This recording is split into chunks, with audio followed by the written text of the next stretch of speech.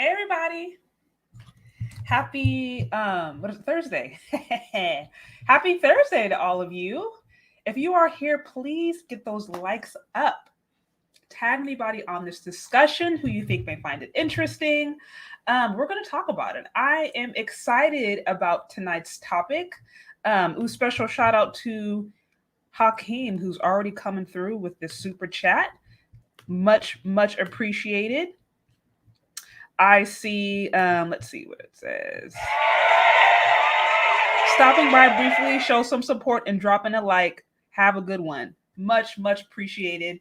If you guys are here, if you would like to show support, always feel free to send in some super chats. That's always appreciated. Also, you can find me on Cash App or Venmo, Shay Sharday. I, depend upon your support in order to keep this venture going. So again, I appreciate all support that can be shown. Cash Apps, Venmos, super chats, also channel membership. For those of you guys who don't know, I'm now running a channel membership, and you can become a channel member for as little as $4.99. Get special access to behind the scenes content, stuff like that. So appreciate all of you guys. But anyways, so we're going to be talking about, will the female KevinSamuels please stand up? Now, the reason I even got started on this was it started with a community post. And what I'm finding is usually if there's something I post on the community tab that gets a lot of traction, gets a lot of likes or comments, then I usually think it's good to follow up with a conversation. So there was this post. I'm going to actually share it with you guys again if you missed it, because I think this is a good context. This is like a good starting point for us to kind of go into this conversation. So let me bring it up right now.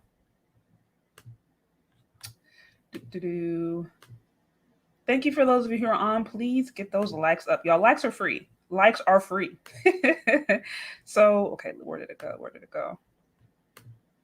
Hey, you wanted to hide from me now? That's acting crummy. Huh. Okay, guys, you have to bear with me. I literally just had it. And then now it's wanting to hide. It's wanting to hide from me. Okay, there it is. Okay. Bring it up.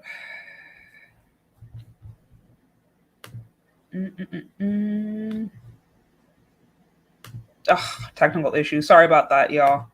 We're having some technical moments. Try this again. Literally just had you up.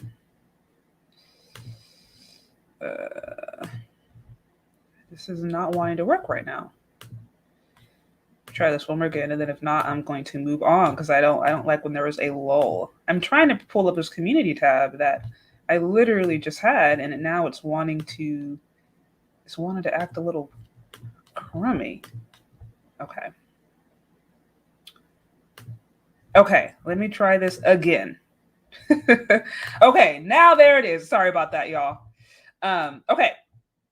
So like I said, we are this post was kind of the thing that inspired me to create this live.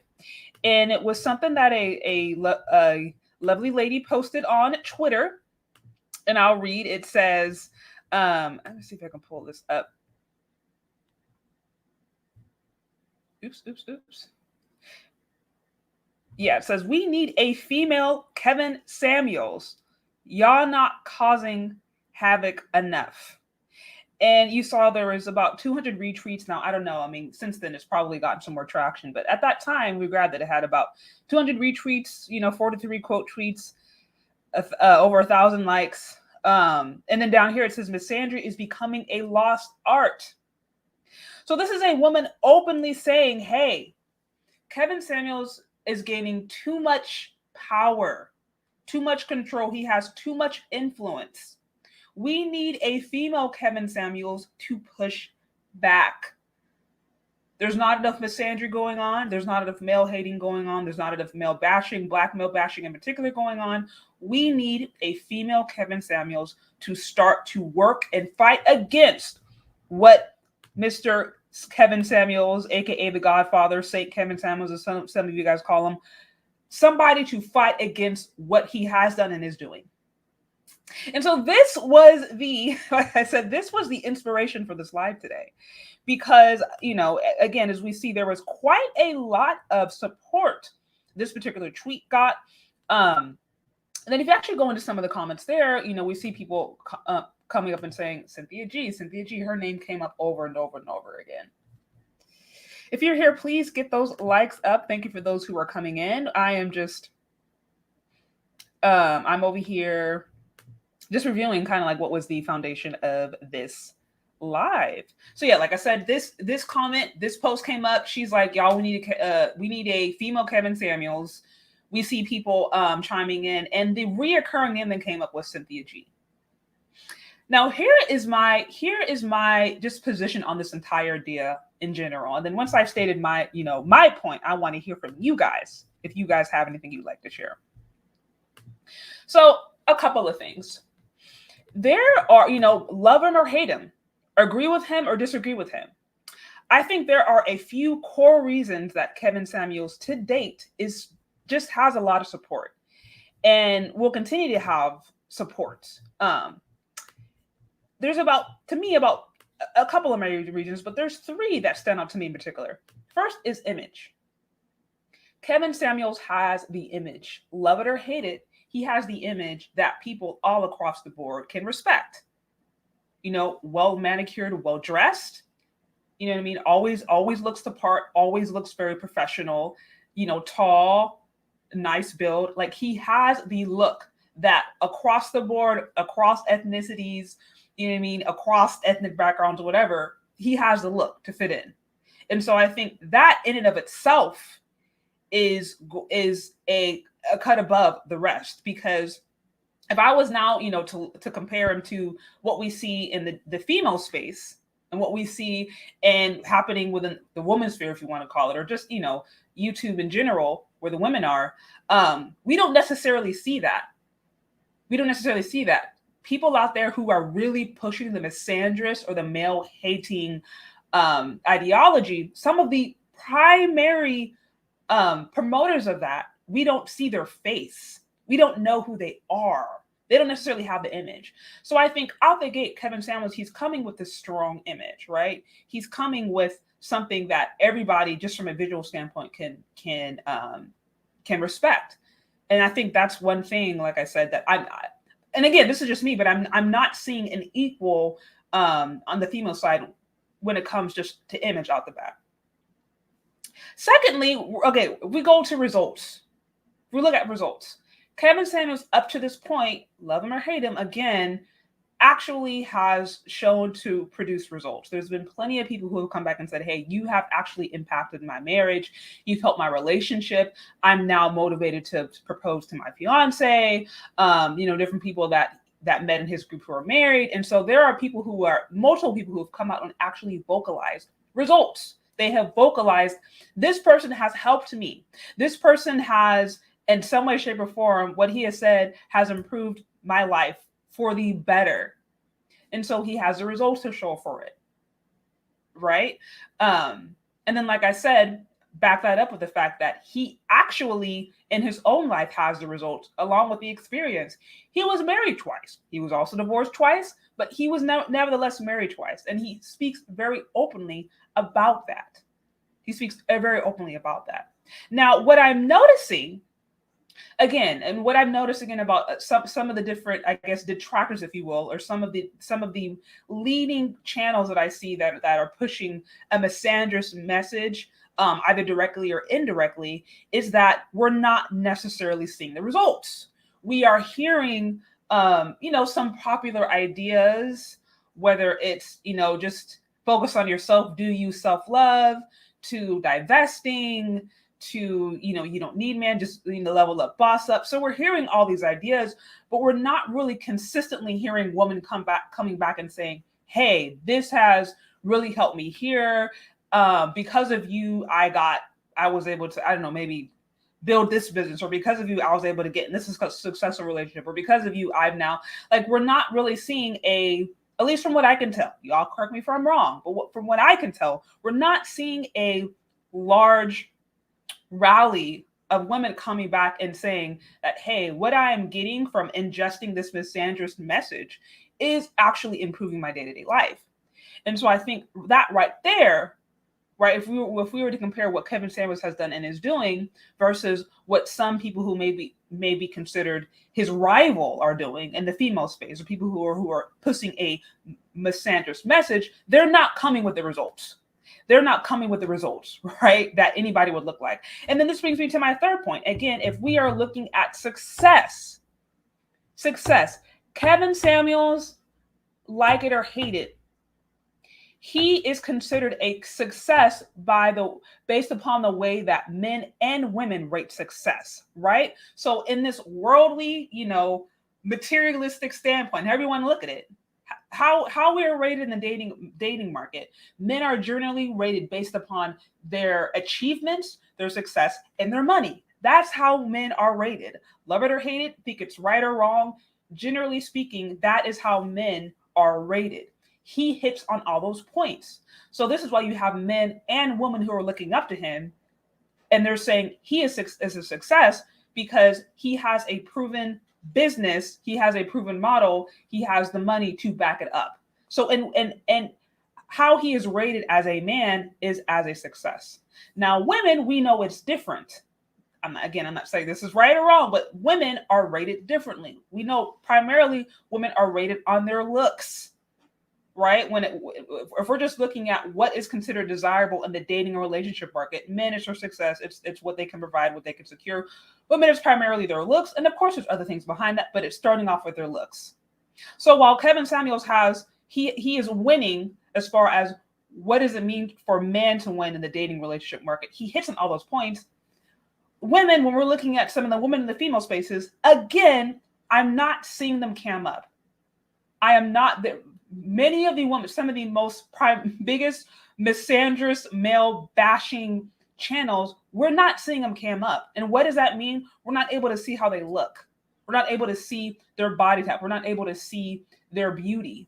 And as a woman in today in modern America, for better or for worse, your looks is your social currency in the dating market. Your looks is your, to a certain extent, it's considered your social value. That's how you were rated initially. So just based upon those components alone, we see that KevinSamuels is based upon that like purely materialistic rating, image, results, success. He's hitting upon that. If I look into the female space, I'm not really seeing anybody hit on the image. I'm not really seeing anybody with the results, and I'm not really seeing anybody in the women's sphere or in the female space with a success. And again, when I say the female space, I'm saying successful women who are pushing male talking points, who are considered, physically attractive, maybe what you would consider 8, 9, and 10s, right? Physically attractive women who are pushing misandry and male bashing messages, who have the success that women want, right? The success of having, nice luxury things, nice homes, nice cars, all the materialistic stuff, and a nice, cute, or a handsome male on the side to take care of him. I'm not seeing that anywhere on the female space. And this is why primarily I believe,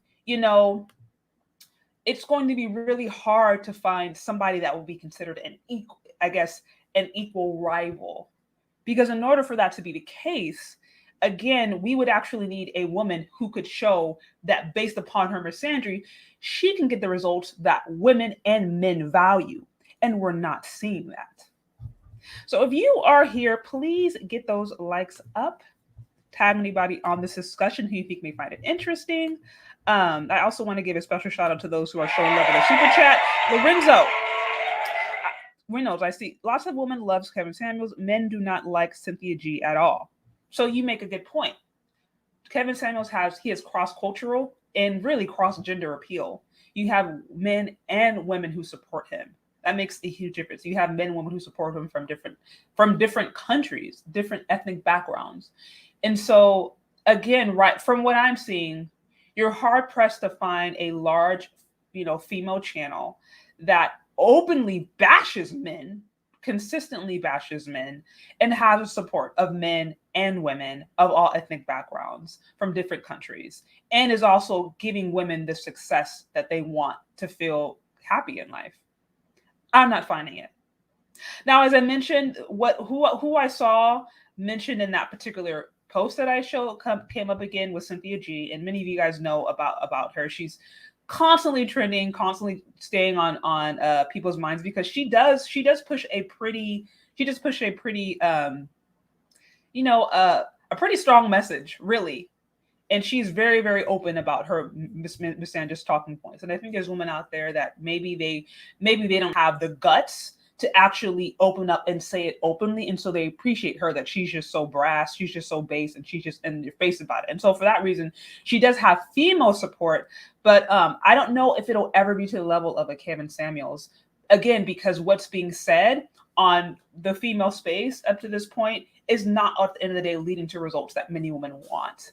Now, if we want to go to you listen to a particular person, listen to a woman or a female who's just going to coddle us or make us feel better about the bad results in her life, we can find plenty of that, unfortunately, because there are spaces out there where we as women can go and just have an echo chamber. Now, listen, this exists in the manosphere too. There are certainly men channels out there where it's just about complaining about women, but there are also many female channels out there where it's just about complaining about men, and it's not about results. And like I said, KevinSamuels up to this point has actually proven, for better or for worse, like it or hate it, that based upon the things that people are wanting and looking and valuing, women who actually want the high value men or the materialistic lifestyle, he's been shown to be able to help produce results that are leading to that.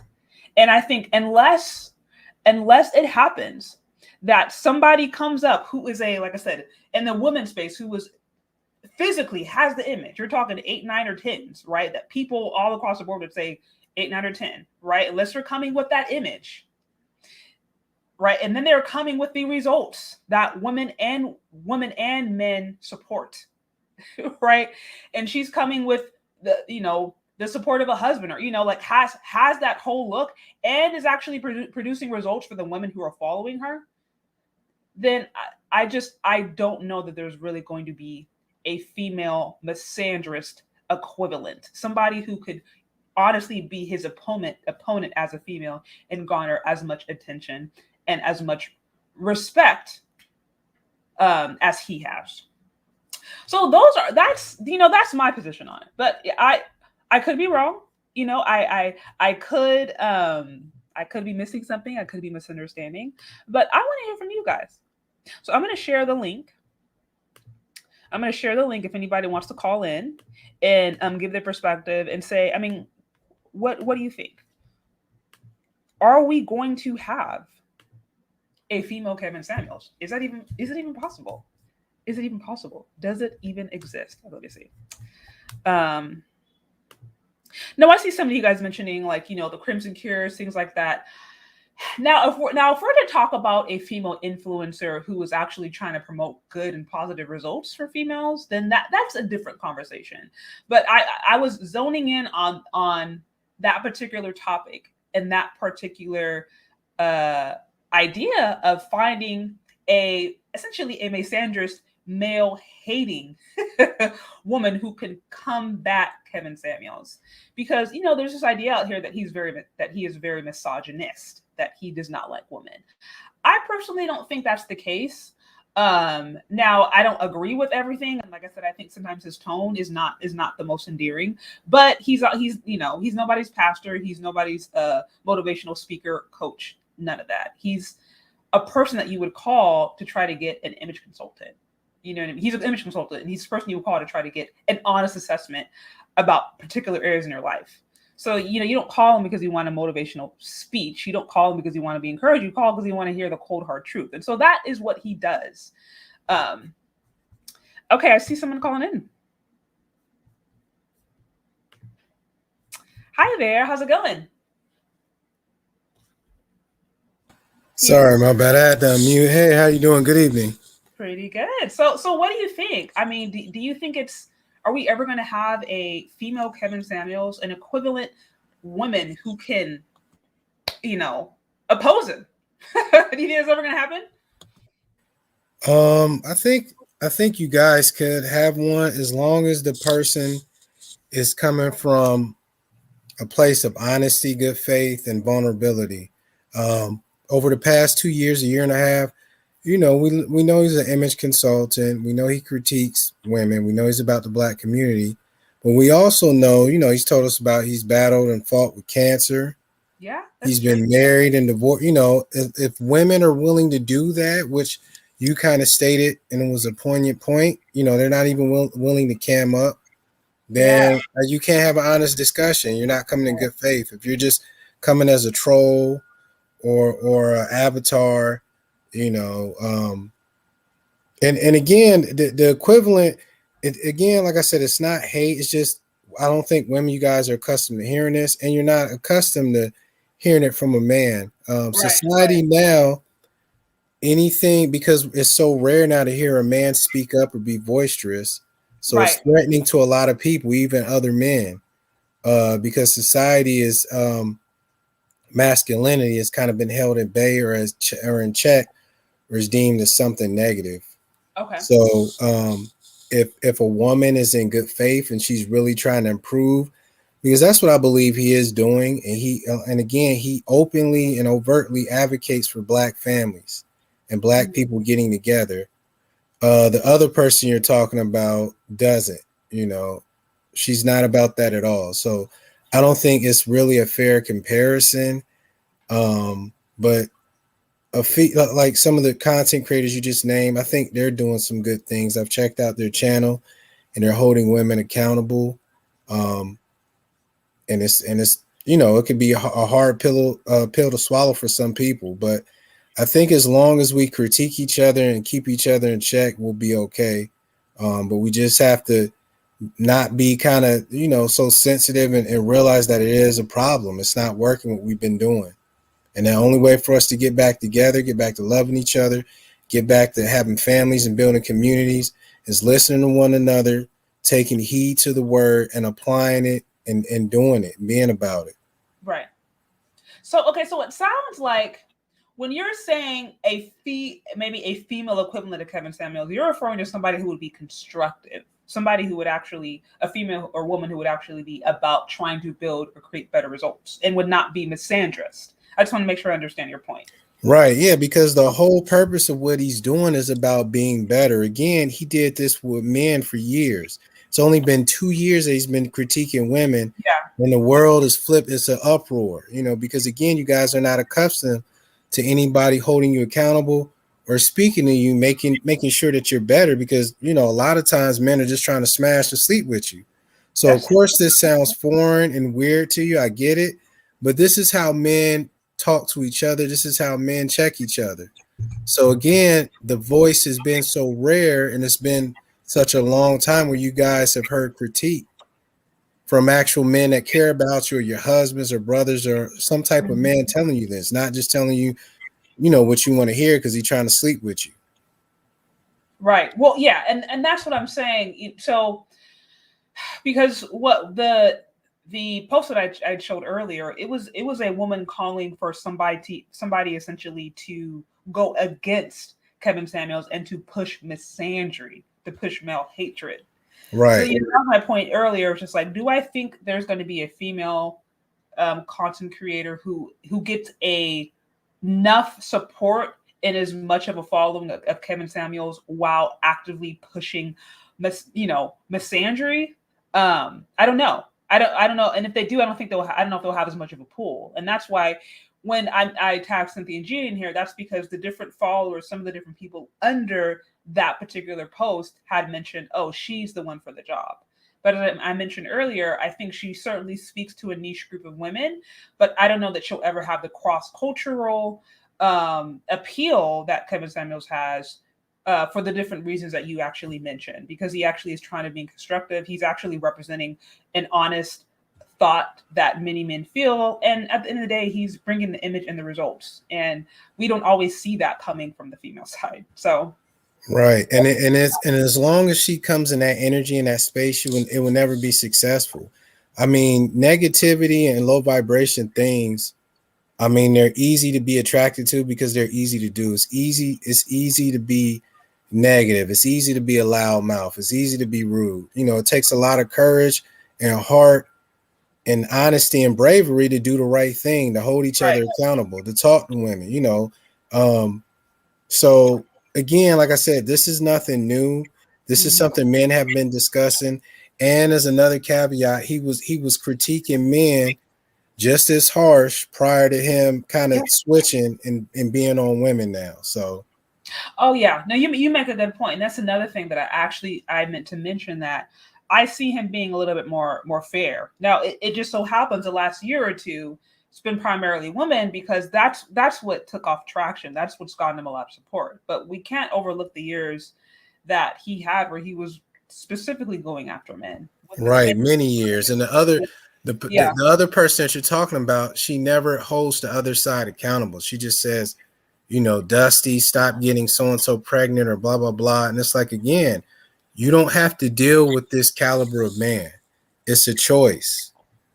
You know what I mean? Just like there's a certain caliber of woman I won't deal with. Stop dealing with I always say to stop dealing with that caliber of man and stop focusing on the degenerates.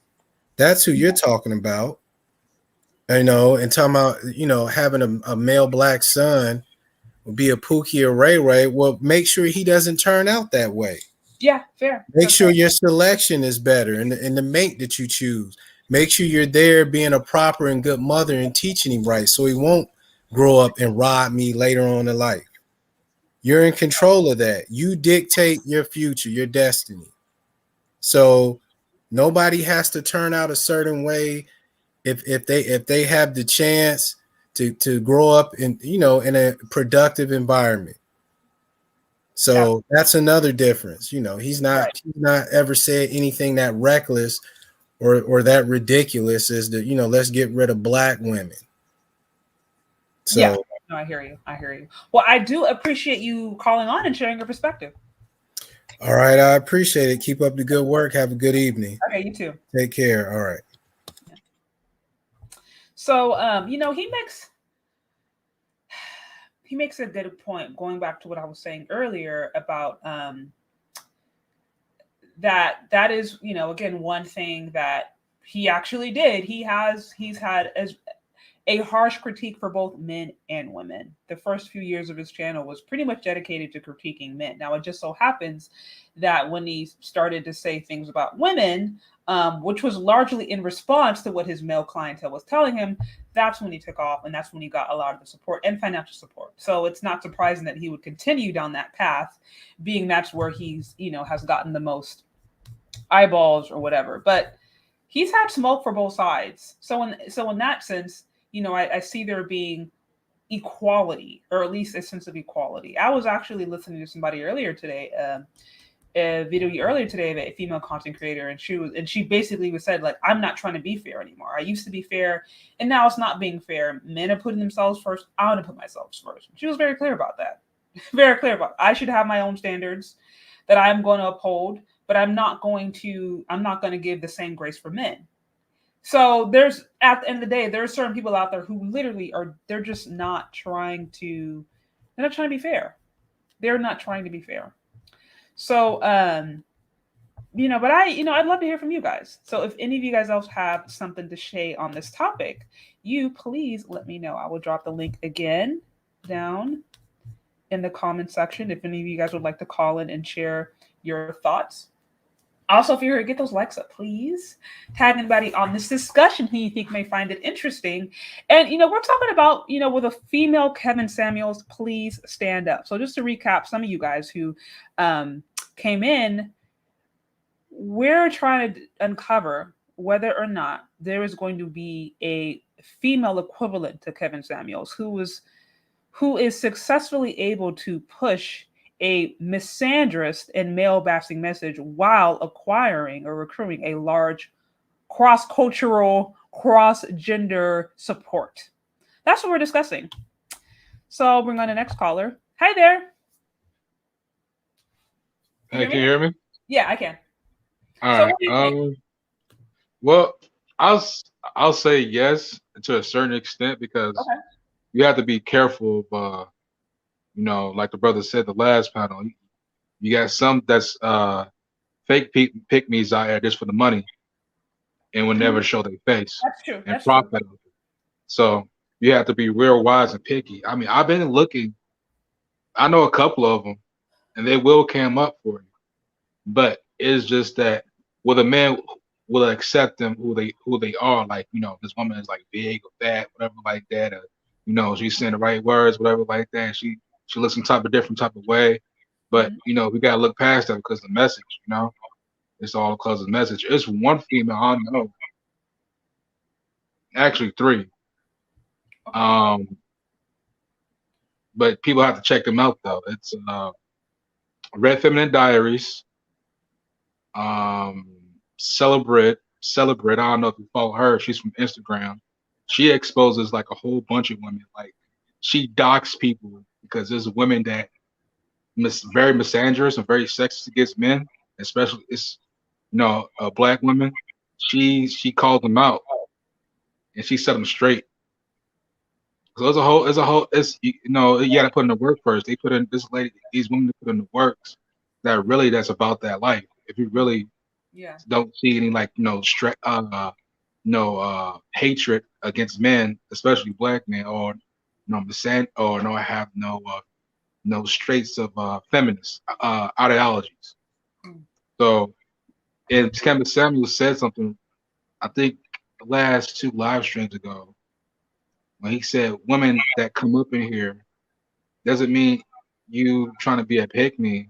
That just still change the fact that you're still you're still, like, you know, you're not modern day women.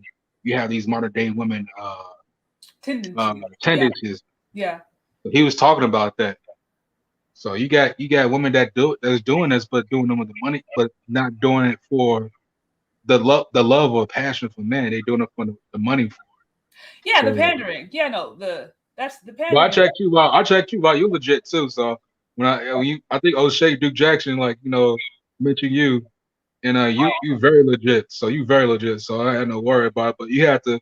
But us guys cannot tell who's legit or not. It has to be the women like yourself who's legit, that knows who's the right one. Because women can have these things of, like, they say things, and guys don't even know it. It was, oh, she's just saying these things, but the women be like, no, she's saying this, and the attitude is this, or this person is saying this type of way of being sarcastic and being smirking and smart. Right.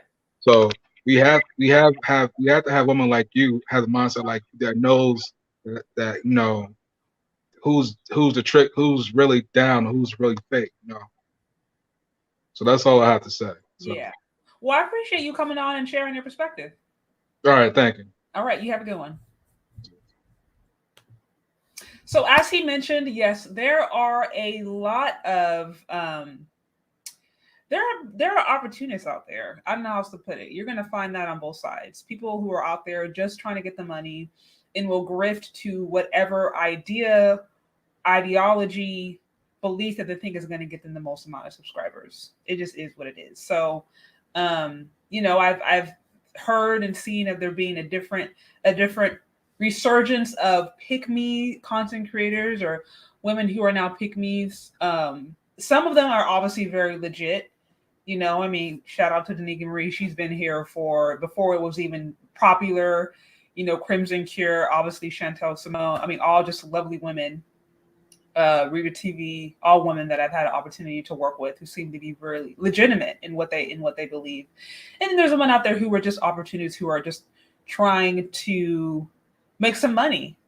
And this is my personal belief. I just don't know. When you're an opportunist, you don't really have a strong belief or ideology. I don't know if you're able to really get far with that.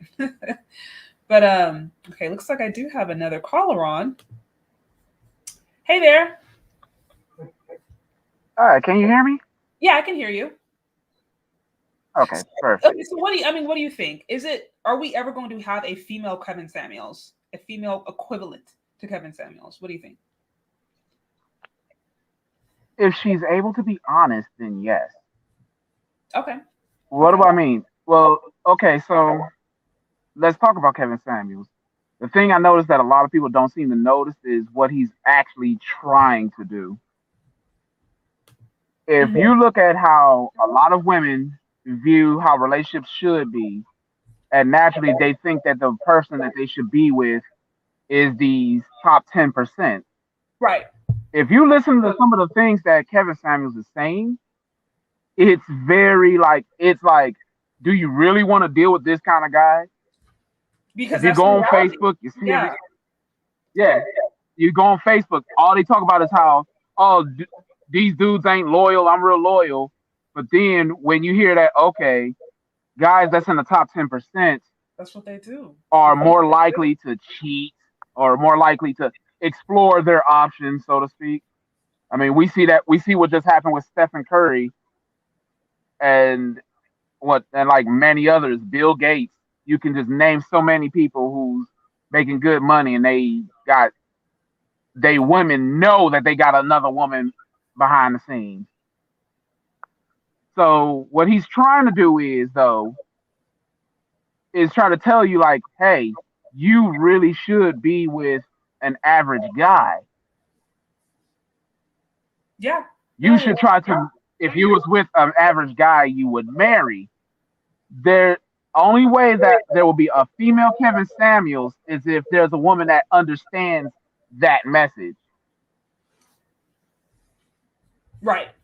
Not telling you shoot for the moon or whatever, and you're Prince Charming to come.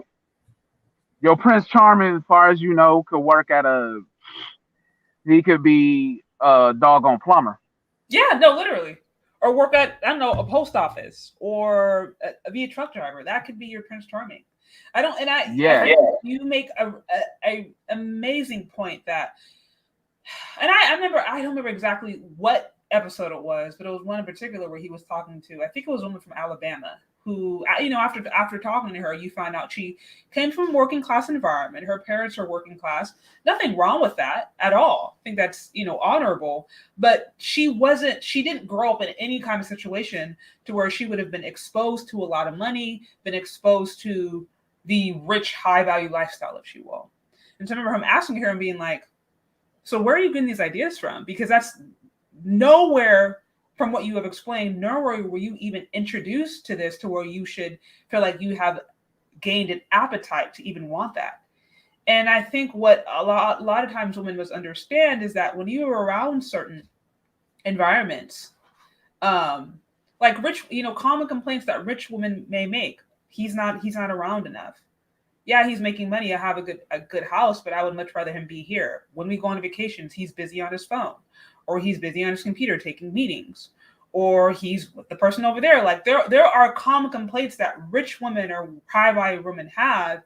And I think when maybe average or everyday women who are coming from working class environments, they're looking at that lifestyle, valorizing it, thinking as if rich women don't have complaints and they don't have struggles and they don't have their own issues, then it shows me where it's just like we're not having an honest, realistic expectation, because when you are in that kind of environment, there are real pressures associated with it, real pressures. And I do, to your point, because from what I understand, I'm understanding that the starting point of the conversation is these are women who have said 90% of men don't qualify for me. Then, okay, we have to have a real discussion of, okay, what does it mean to be with a man who's in the top 10%? What's expected from you from a practical, worldly level? So, and I see no problem with that, personally. And here's my prediction. Mm-hmm. This is what would have to happen for a female Kevin Samuels to appear. Mm-hmm. Right now, even if a woman tried to take an average man, marriage is currently not appealing. Yeah, no, I hear you. For most men, it's like a bad deal. So what will happen is, okay, at first I was not a believer because I said, okay, what Kevin Samuels is doing is noble, but futile. Because I'm like, none of these men want to marry because they're worried about the situation. Whereas now I'm looking at how he inspired people like the lead attorney. Now there's a divorce lawyer out there. Who's to say next he will inspire somebody that works in the justice system that will now say, you know what, I want to change laws. I want to change marriage laws. Yeah. He changes the marriage laws so that now it's kind of even on the playing field for men and women both. Now it's more appealing to men, less appealing to women.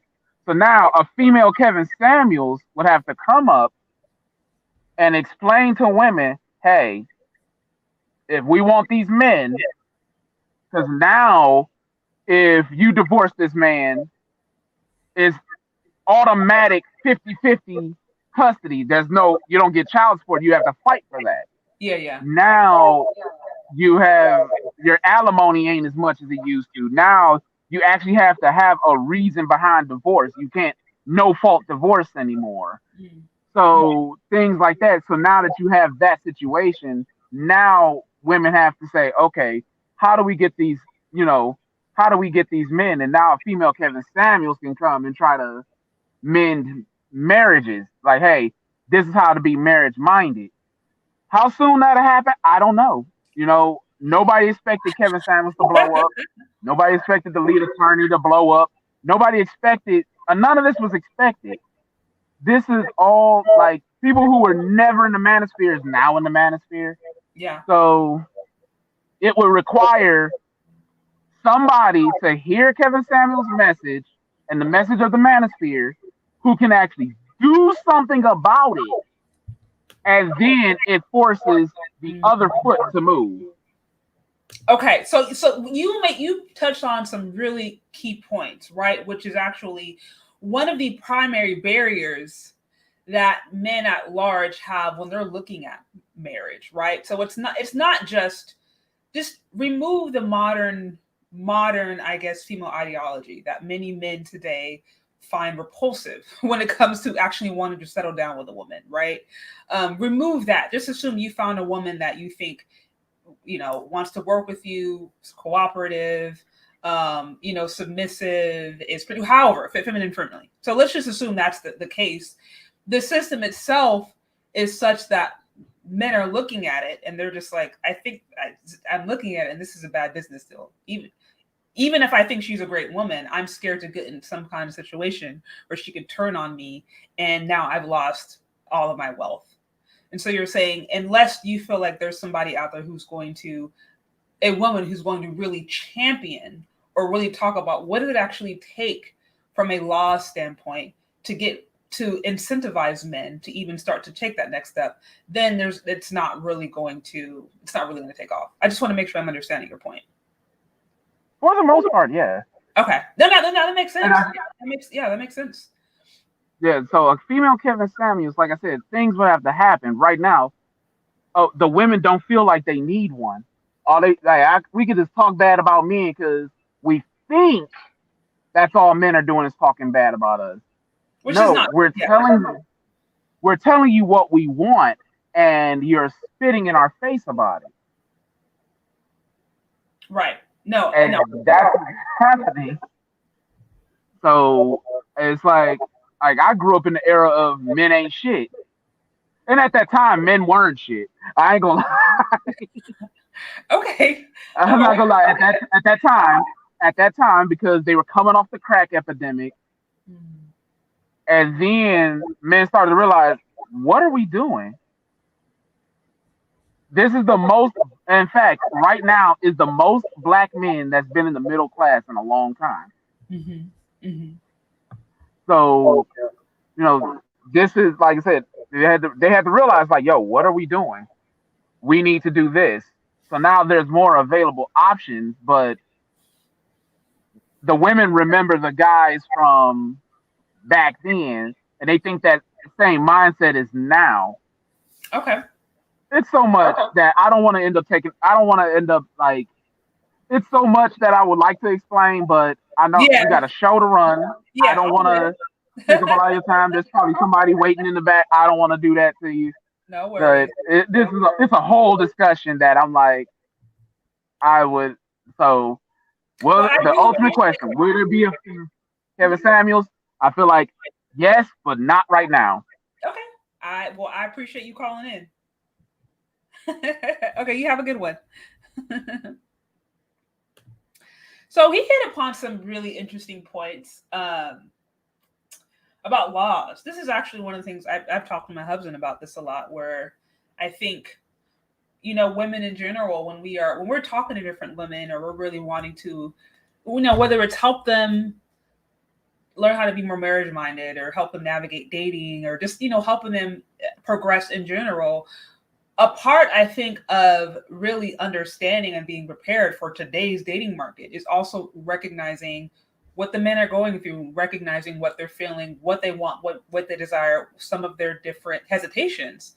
And he made some great points about laws. I will say that's one of the things I'm still trying to learn about and still trying to understand more and more, as far as like family courts and the different ways that it is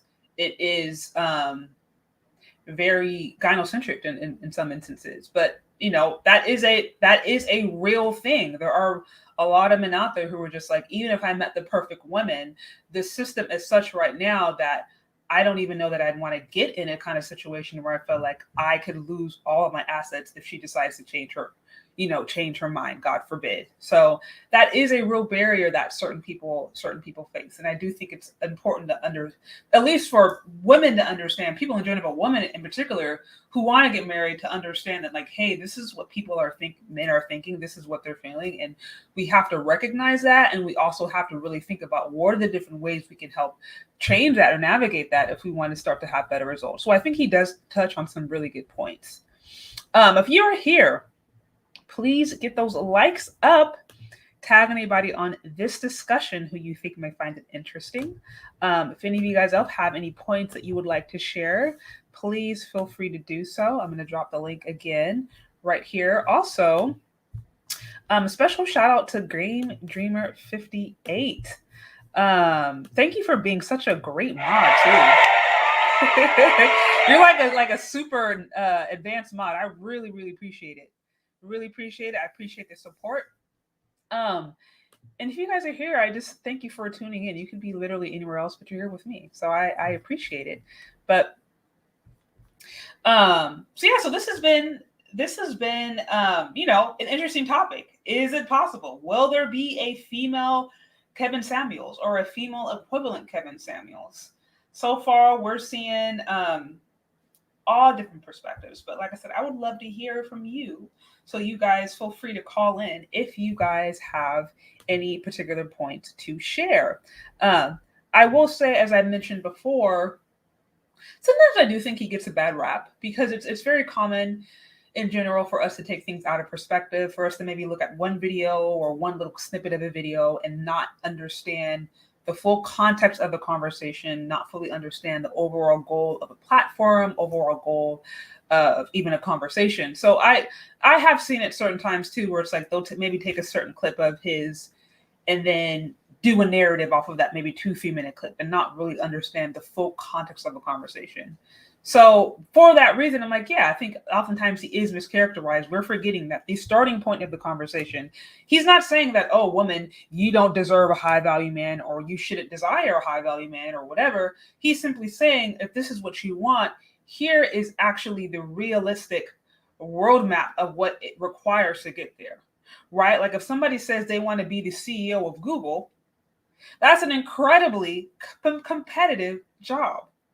So if you are determined, I want to be CEO, or at the very least, I want to be in management in Google, then you have got to sit down and plot out, what do I want to do? What are the different college courses, the different degrees that I want to have? Okay, and how do I want to network?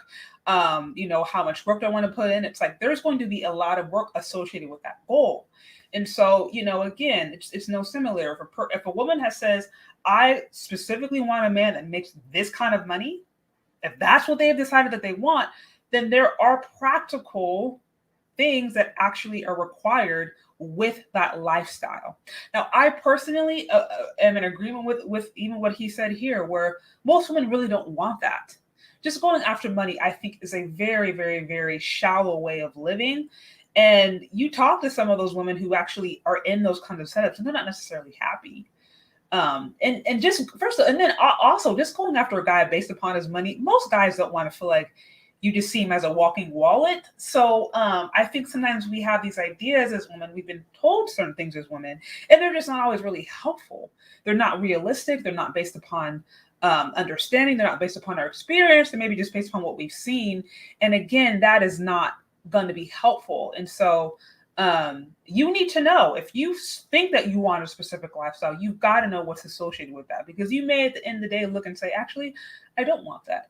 Actually, I might be happier with a guy we're in the same class. Maybe the guy that lives a few doors down from me, because he can be there for me. He's available. He has a good heart. He has a good integrity. You know, he loves God. He's kind, you know, he's available, versus somebody who maybe they have a high power job, but they have to work 90 hours a week and you barely see them ever. And you know that he has a mistress or two on the side, but okay, but you have a nice house. But what does it matter if you can never see him? You know, so that's what I'm saying. People think it's just one thing, and rarely is it that. So, hey, how is it going? Hello, can you hear me? Yes, I can hear you. So what do you think? What do you think? Is there going to be a female equivalent to Kevin Samuels? I think that there eventually will be. Okay. But one of the things I find very interesting about the whole Kevin Samuels, I guess if you want to call it controversy, is that he is basically shining a light, a very bright light at that, on the fact that there, for the longest time ever, has not been a burden of performance on women to be quality women. And what I mean by that is, let's say you take a high earning, black man. He makes $100K a year, very successful, whatnot. And he has things that he likes about women, and he has things that he doesn't like about women. And you take a woman that finds him attractive or whatever, and she finds out that, oh, he doesn't like women that are rude. He doesn't like women that are combative. He doesn't like women that are overweight.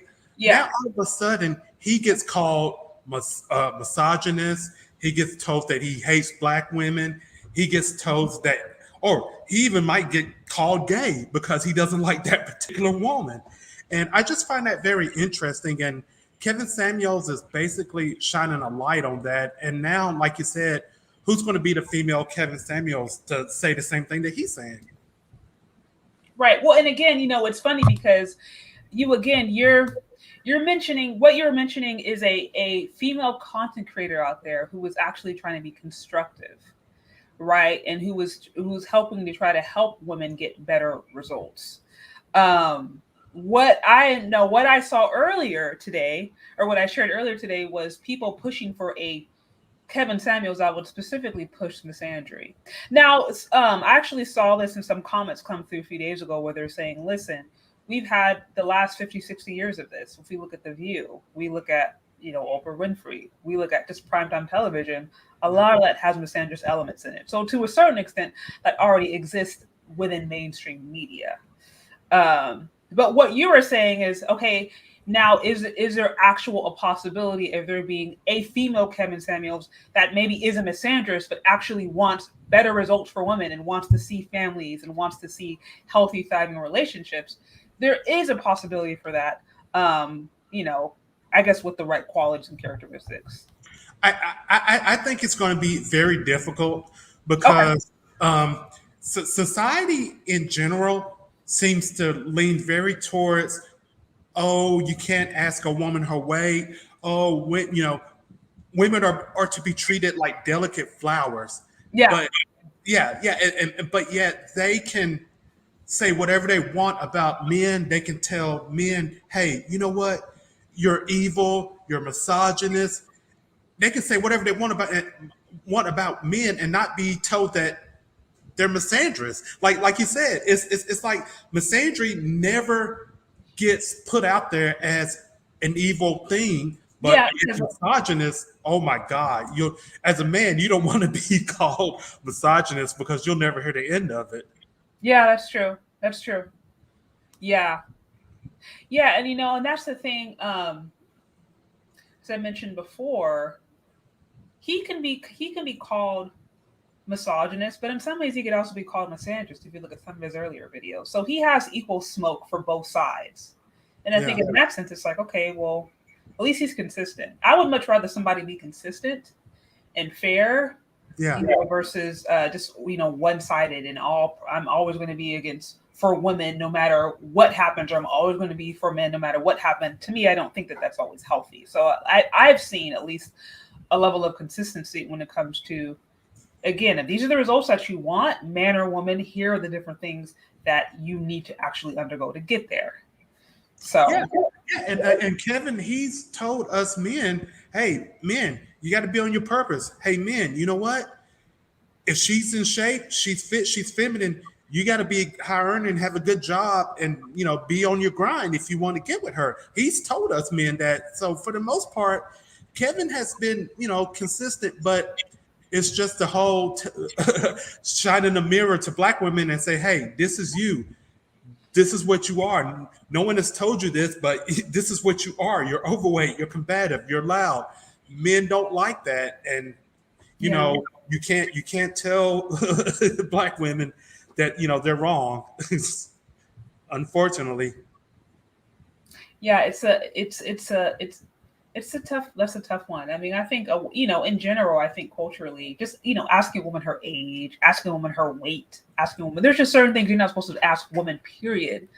So, I mean, I know obviously he is challenged that. But again, I mean, if the starting point of a situation is a woman saying, I have basically accepted that 90% of men are not on my level, then at that point you have to be willing to have a pretty open and honest and tough conversation, because that position itself is pretty extreme. If you can look around you and say, men around me, your average guy is not on my level, then you have to be willing to take the smoke that's going to come associated with it. So, and that's another thing. I'm glad you brought that up. Mm-hmm. When women say that a man is not on my level or I'm not going to settle, that really just makes me laugh, because if you're going to have high standards like that, which is totally fine, you got to have something about yourself that's valuable that all of the men want to justify having those high standards. And a lot of times, women that say that don't have that. And it's like, how can you sit here and say that when you don't have anything of significance or a significant value about you that all men want? And Kevin Samuels, again, he's the guy that is exposing that about women, and that's what makes him evil and public enemy number one right now. Yeah. Actually, Crimson Cure, shout out to Crimson Cure, she made this point I shared in my community tab maybe a day or two ago, where she was talking about why women like reality TV. And one of the things that she said that stood out to me was the reason why the women like reality TV so much is because, like, in some ways it can be an escape. It can kind of be a place for them to fantasize about what they wish that they had. And so sometimes, and again, this is just theory, I'm not saying this is totally correct, but I believe that there are, many women who they look to those TV shows and they kind of allow that to program them. They allow that to determine the standards that they should have versus their actual real life experience. They're looking to television, they're looking to what, celebrities or movie stars or these influencers have, and then they try to apply that to themselves. And I think that's because I'm like, there's really no other way. If you're growing up in a working class environment around a certain kind of a lifestyle, there's no other way you're going to have access or even ideas to this unless you watched it or taken it in from somewhere. And we can throw blogs like Baller Alert and the Shade Room into that pot as well. They contribute to Black women having this fantasy-based world that they live in about what they're supposed to be like, and not settling, and Black girl magic and all that, and it is so destructive, because it gives them a false sense of reality. It's like, oh my God, go outside, touch grass, see what men want, because the Shade Room is not it's not telling you, it's not giving you a good sense of reality. Yeah.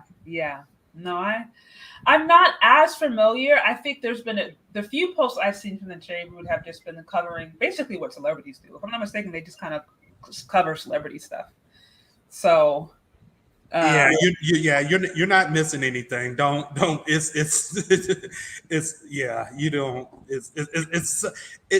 such a cancer for, but it's such a cancer for Black women. And the reason why I say that is because, if I'm not mistaken, it's ran and pretty much owned by Black women, and so the majority of the people that are always in there, commenting or whatever, are Black women, and it's so destructive, and it contributes to the false sense of how Black women are supposed to be, and it's you're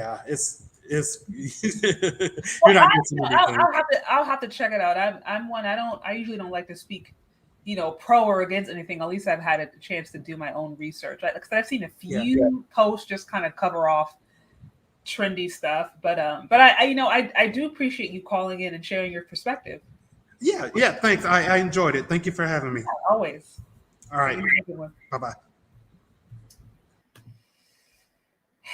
Yeah, so again, some really, really interesting points, very good, interesting points being made. It'll be curious to see how things progress with time.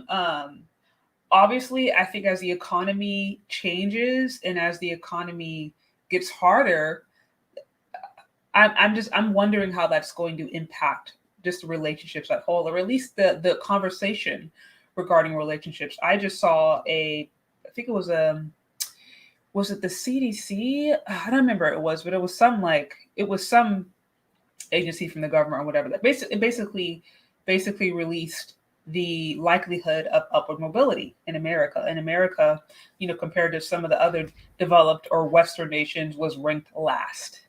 It was ranked last on upward mobility, basically meaning it's the hardest in America to jump classes compared to other, first world nations, if you will. So again, as we start to see, I think the economy changing, inflation, unemployment, things like that, I just have to wonder how that's going to impact women's standards, their desires of what they're willing to put up with or what they're willing to have, as some of us might find it harder for us to even survive by ourselves. But, those are just my thoughts. So again, if you are here, I maybe have time for another caller or so, if anyone is here. Also, if you would like to show support to what I am doing, I appreciate any support, Cash Apps or Venmo, also Super Chats. Again, that's how I'm able to keep this thing going. So I appreciate all of you guys who have shown love, whether big or small. Also, if you would like to become a monthly supporter, you can do so for as little as $4.99. You can become a channel member,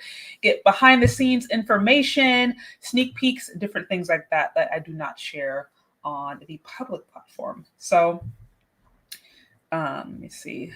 Few things coming through. Well, if I don't have any other callers in, then I think I may wrap this up. But this has been a fun conversation. This has been a fun conversation. As I said before, I guess if I can recap, I would say the reason Kevin Samuels, believe it or whether or not you agree or disagree, the reason I think he is so popular again is because we look at the image, we look at the results, and we look at the success. He hits on all of those things, right? So he hits on the image of, he has a look that across the board people respect. Tall, healthy build, you know what I mean? And tall, healthy build, looks very clean and polished and professional. So he has the look, he has the corporate image, he has a respectable image. You start there. Then we look at the results. He's actually produced different results that people respect, right? He's talking about relationships, and he's had countless people, even in his own group and just all around, come back to him and say, hey, you helped me actually in my marriage. You helped me or encouraged me to propose to my soon-to-be wife. You helped me with my relationship issues, or I went back to my baby's father. Like he's actually helped people in that capacity. So I think for that reason, it's like we're seeing he's doing the result. And then on top of that, he has a success. He has a kind of success that, men and women respect. He has the money and he actually has the career to speak for it. Oh, looks like I have Obsidian here. Has something to say. Hey there. How's it going? Yes. Nice to be here. How you yes. doing?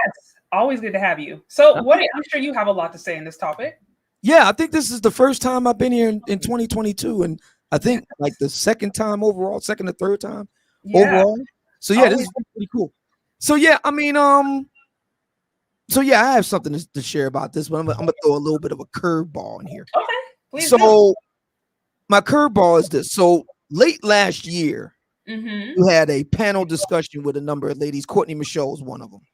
Yes. And it was a really interesting conversation. At one point in your dialogue, you posed a question to the ladies that did Kevin's overall presentation play a role in the impact of his success with the ladies? Right. And all but 4 said yes. There's 5 ladies on the panel. All but 4, all but 1, all 4 but 1 rather said yes. Okay, so 4 to 1. Okay. So my question becomes this: we all know the arc of the story with Kevin, right? And for years he had been toiling away in relative obscurity, right? Trying to appeal to black men, right? With very little to show for it. And I'm being charitable here. I'm just gonna go ahead and say they roundly rejected his message, predicated.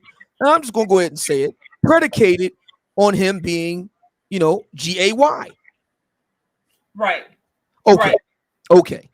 So fast forward now to the present, and we have black men in the black manosphere, some of whom are creators themselves. Who are agreeing with his talking points, but I don't think that they're aware of the fact that it's not just what Kevin is saying that's making the difference. No. That's part of it, but it's the overall presentation. Of course. So my question is this: why haven't black men, and I'm talking about content creators now, why have there been no black male content creators that have emulated Kevin's example when it clearly works? Why? Okay, and help me. Help me understand. I want to make sure I got it. So you're saying you don't think that there are black men out there who have taken the overall professional look, right? He comes always polished, has the studio, has a setup, and then he is now pushing, I guess, Manosphere talking points with that professional setup while engaging with women. I guess I'm trying to figure out what is the model that he is doing that is different from let's say a Bernard Riley, right? Or maybe Bernard Riley comes very close to Kevin. Okay. So he would be one example. He would be the notable exception to the rule. Okay. But let's be honest, Bernard has a very small channel. Okay. I'm talking about guys, and I don't want to mention names, but I'm talking about guys that have much larger channels and also regularly interact with women, but it's very contentious.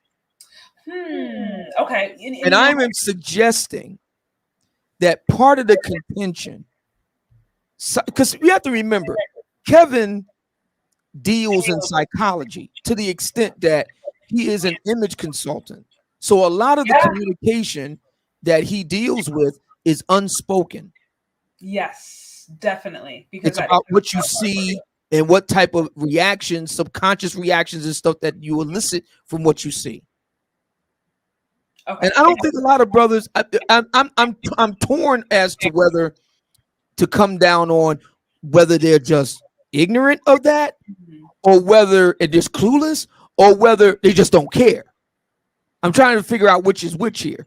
In any event, what's fascinating to me in just observing Kevin over the past nearly 2 years now, that no brother has come along, Bernard notwithstanding, no brother has come along and tried to emulate to any degree his model.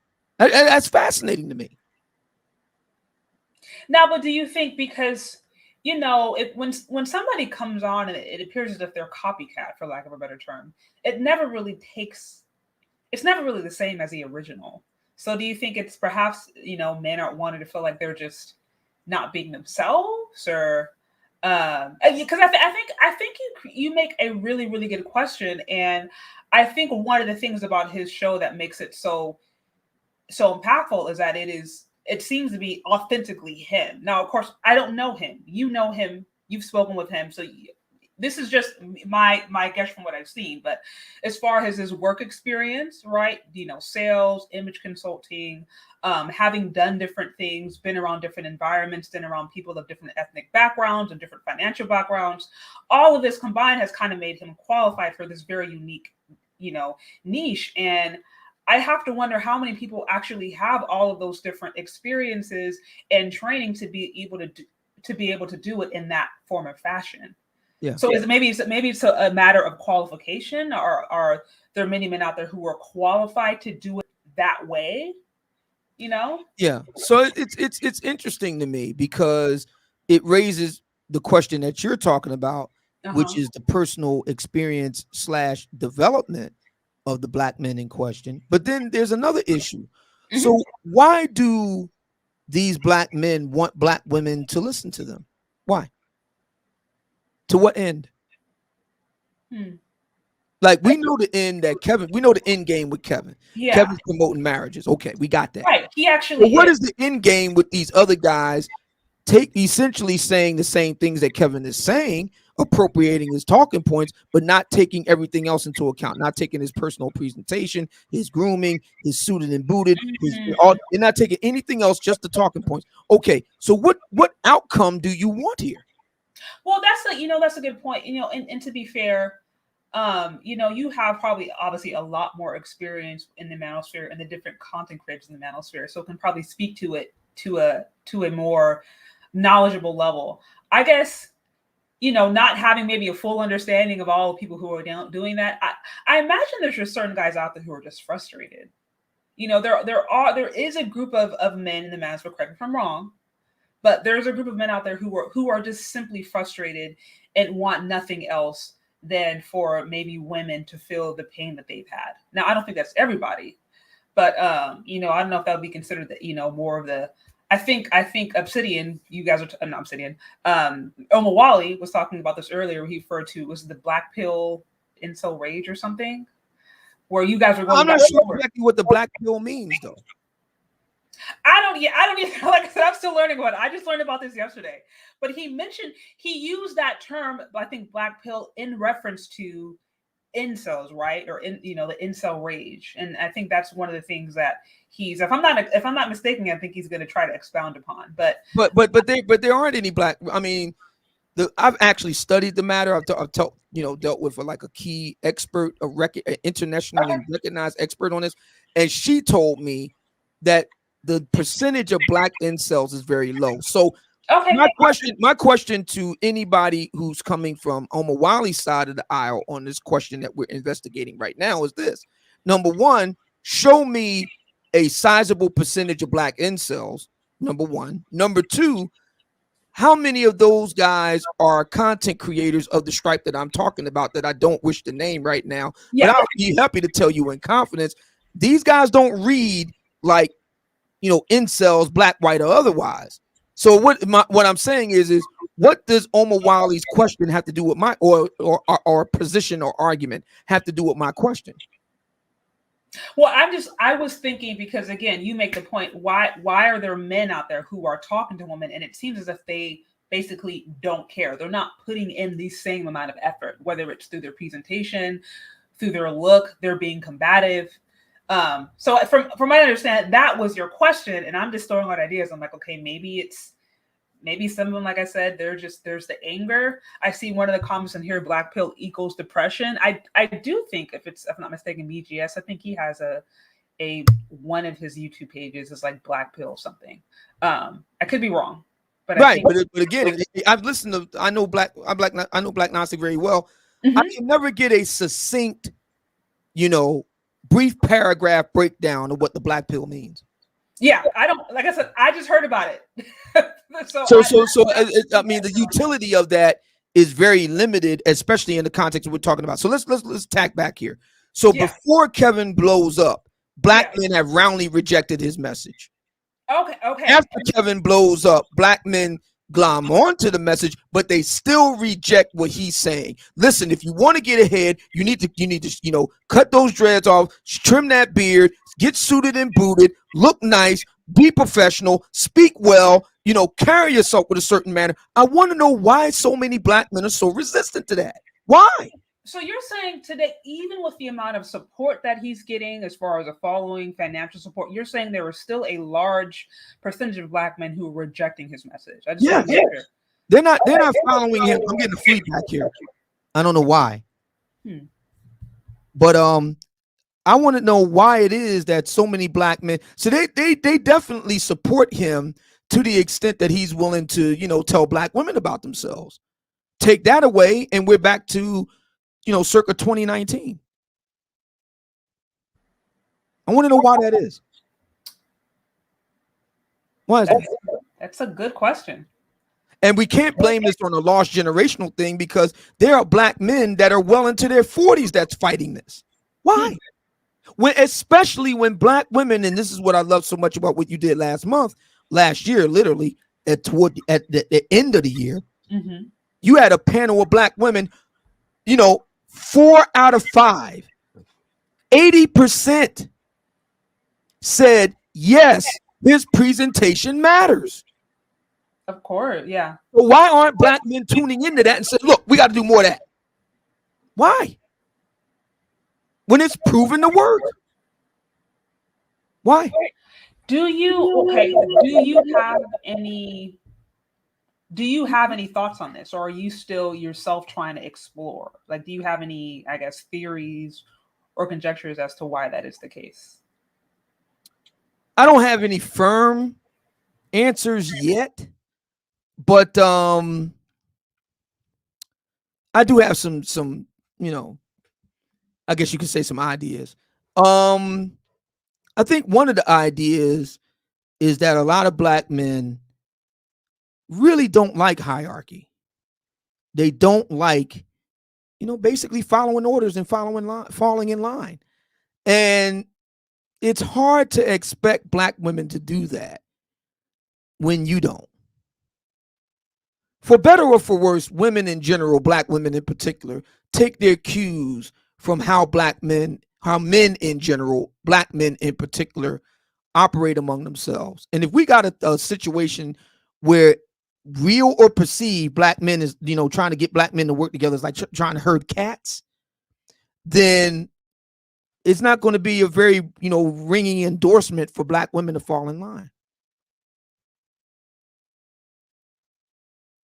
Fair point. So then you're suggesting that apart from men, largely enjoying the fact that he has a platform where he's literally gets paid and incentivized to rate women, and in some instances embarrass them, right, whether or not they want it. But apart from that, they are not really embracing the message that he has for men, which is to, basically level up. Yeah, I agree with that. And there's brothers in the chat room right now. If they want to come on up and debate with me on this, I'm willing to have the debate. Yeah, I'd drop the link if any. Yeah, because when I do go live, when I say live, I mean camming up, because black people don't consider pictures to be legitimate. It has to be actual moving pictures and video for it to be legitimate to them. So when I do that, that's going to be the question for the brothers. You have a system that's proven to work. Why don't you just simply do that? Right. I mean, I think you make a really good point. I will say, though, as I mentioned before, I think his unique background and his experience makes him specifically qualified. I don't know. Yeah. And you got people in your chat room right now, like this one brother, Gifted Fingers, Zavi, says, stop letting them off the hook, King Simp. Men don't have to be Kevin to get results, but that's just it. We're not getting results. Like I said, the content creators that I'm talking about, I don't want to mention their names, but they regularly talk to black women. They have black women on their panels regularly, and it is chaos. Straight up chaos. I am arguing based on that question you asked the lovely ladies last month.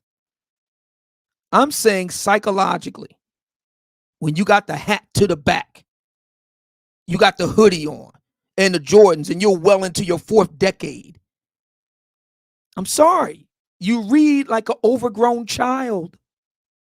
You do. Why should a black woman fall in line behind that? Gifted Finger says, men don't have to wear suits to win, and I'm white collar. But Kevin is showing you that he is winning. And he does. He's suited and booted all day.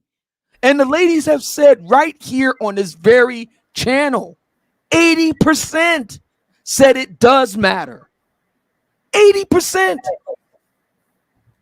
Why don't you just do what works? Why?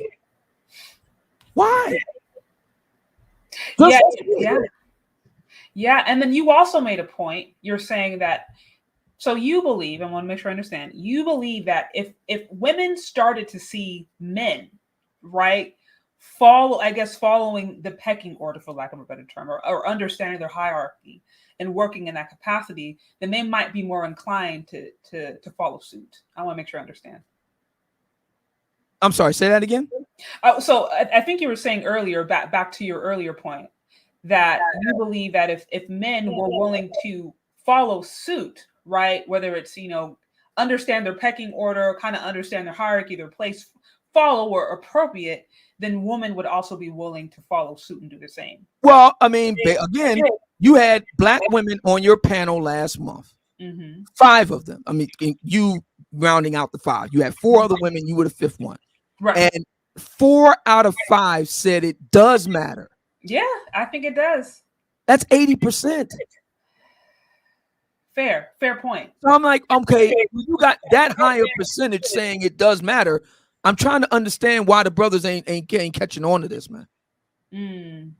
I mean, what's the holdup? Why have black women on your shows if you don't care what they think, then why didn't you show it at all? Just do a show with just nothing but brothers.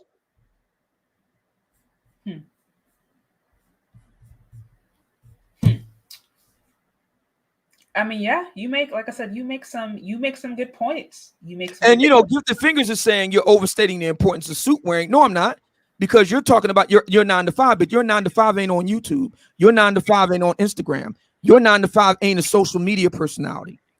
What you're really referring to? You're not in front of the camera, right? Yeah, you're not in the image business. Yeah, what you're referring to again is the image, and like I said, this was my earlier point. Right, that one of the primary reasons that he is successful is because of his image. He has an image that appeals cross-culturally, cross-ethnically, across genders. That is a leading point because of the society we live in. And I've yet to see, at least in the female space, I've yet to see a female that has really the image, right? Whether you want to consider 8, 9, or 10, who has the image, who has the appeal that he has, who is able to successfully push misandrous talking points. Oh, we're going to get to that in a minute. But let's we're going to get to that. But that's low hanging fruit. So we can say that. So that's I want to really crack this up right here. So Gifted Fingers say they disrespect Kevin all the time. They call him gay. Well, who calls him gay? Because you're talking about the minority of black women calling them gay.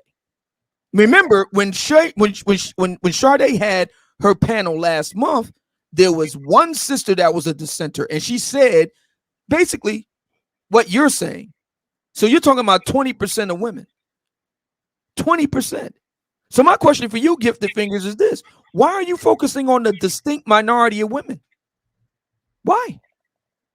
Instead of focusing on the overwhelming vast majority of women who say they do want it. Why? What does that say about you?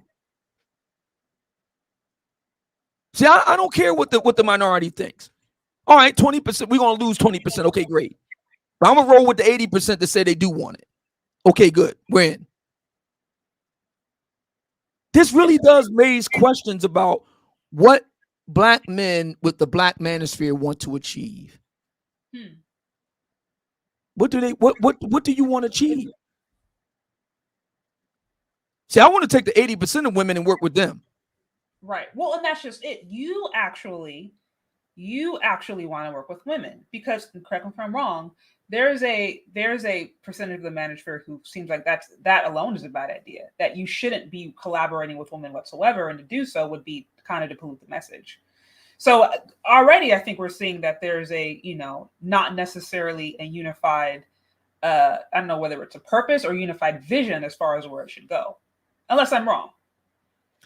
Well, my thinking is, and I'm looking at brothers in the chat room right now saying that your panel is not sufficient because it's too small of a sample size.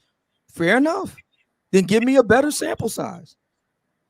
If we can't use Shay's panel, if we can't use Kevin's own numbers, then give me better data. Fair. We have to work with what we have. And again, it goes back to my question. What do you want to achieve? What do you want? So I'll tell you what I want. I'll tell you why I'm doing what I'm doing. Right.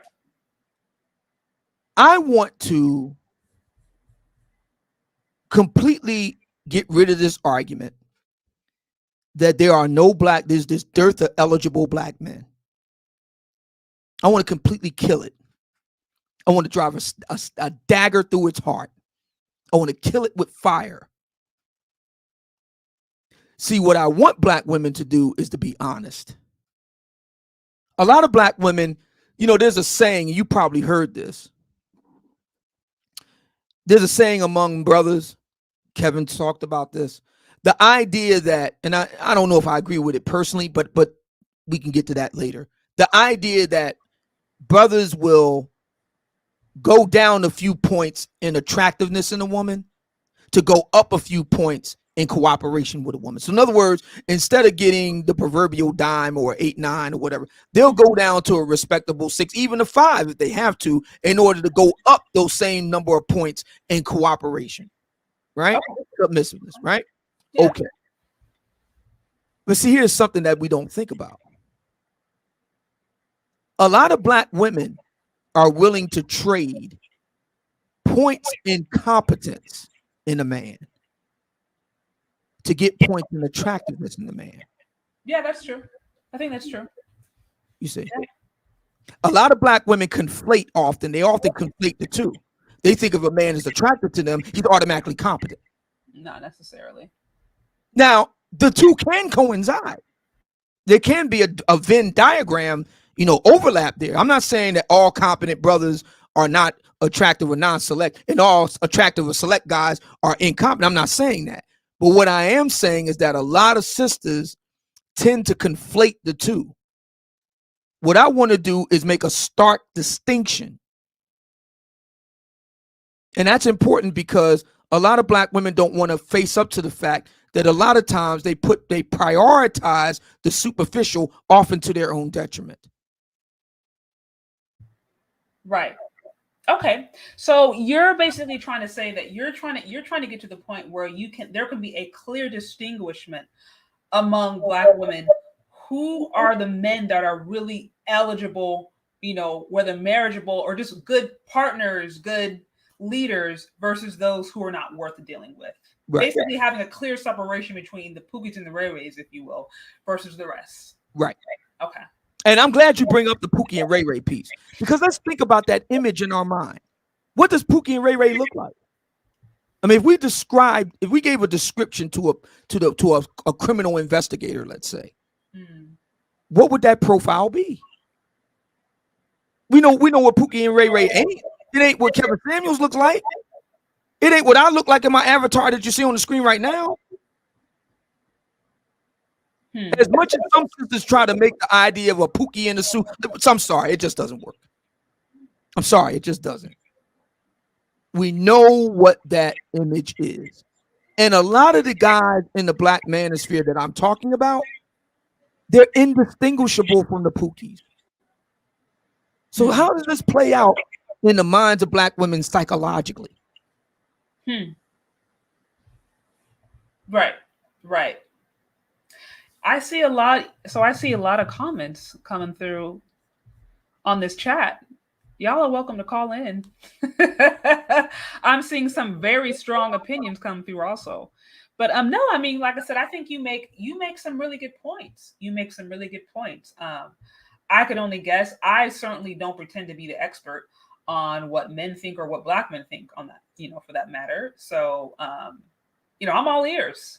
I could guess. There are some conjectures, but really, it'll be interesting to see how this conversation evolves, because I'm assuming this is going to be something that you are seeking out, or you're going to be, looking at for some time until you get it clear. Oh, well, I'll go ahead and give a little tease right now for what I'm going to do in 2022.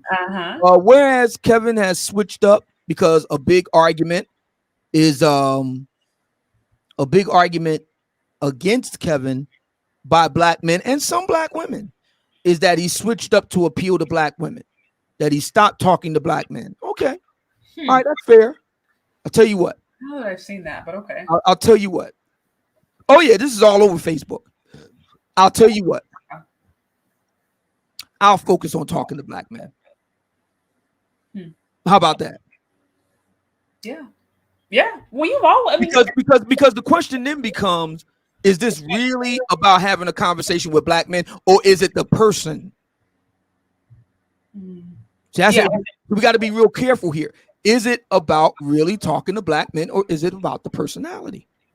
Yeah, and you're basically just trying to get to the point to where, are these legitimate complaints, or are we just blowing smoke?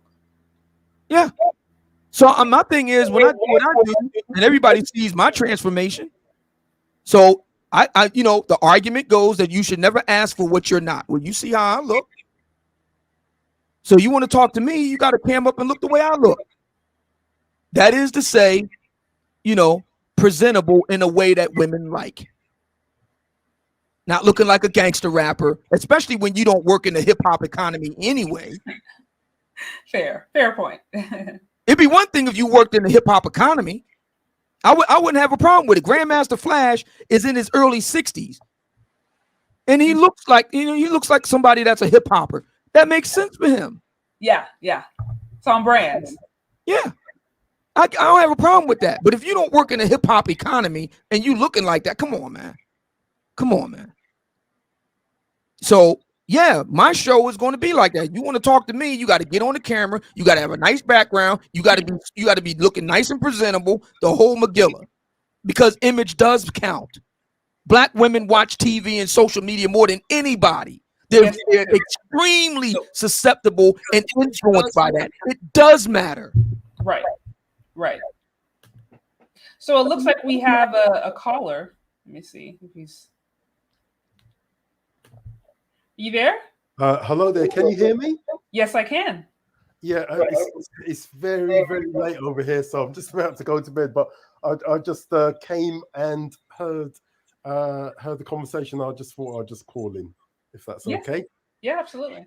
Yeah, I just got to say this. I absolutely agree with. Sorry, sir, I don't know your name, but I do agree with you. Presentation means everything. You know, presentation means everything. I'm 53 years old. My background is breakdancing of the early 80s and all of that sort of stuff. We used to dress a certain way, and I you know, I love all that hip hop dress and all that from back in the day. And I grew up with Grandmaster Flash and the Furious Five and all of that. So I fully and utterly relate to hip hop.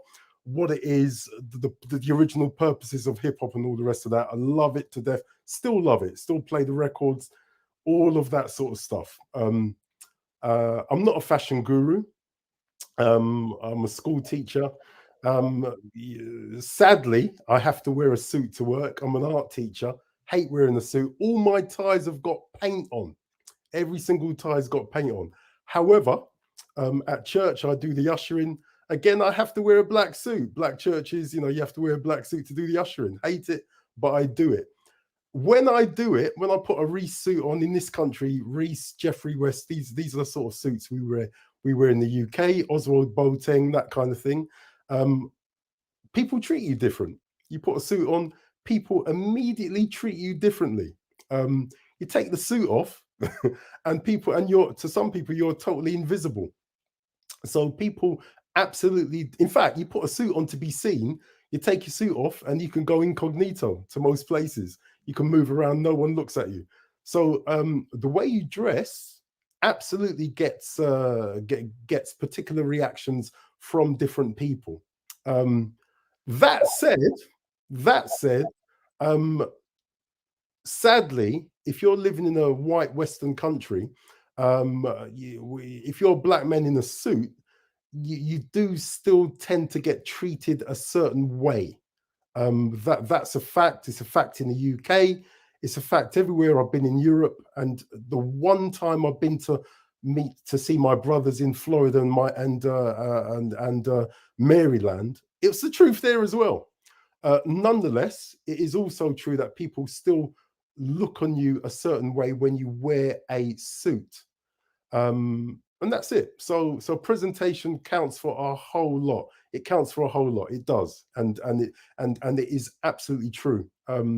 Yeah, and not just a suit, a good suit. And you know, that's the other side of it. You got to know where to go and buy a good suit. And you know, not a lot of men really know how to do that. And probably Savile Row. So yeah, Oswald Boateng's got a shop. Oswald Boateng's got a shop on Savile Row. So you know, it's a very good shop. I recommend it for anyone who goes. So yeah, presentation does count for a hell of a lot. Onto the second point you made. What do men want in the manosphere? Personally, my personal view is this: agreeable. What men want are agreeable women. Agreeable women. It's not. I don't think it's that complicated. I doubt very much that most of the guys would bother wasting their time for no reason. You know, I mean, that's my personal point of view. I don't think, you know, I think this whole manosphere thing has grown up with crazy Christian feminism. I mean, I'm a Christian, by the way. I've seen it rise up in the church. Christian feminism, it's against God. And in wider society, you've got this madness called feminism. And I've seen this manosphere thing grow up as a reaction to it. We want wives, and feminists basically want to pit women against men, men against women. So we want agreeable wives. In fact, we just want wives. It's as simple as that. We want to be married. Sorry, start again. Our idea of commitment is not just to get married, it's to stay married, right? And you know, I know it sounds like a bit of a you know, like you're splitting hairs, but you're actually not. You're actually not.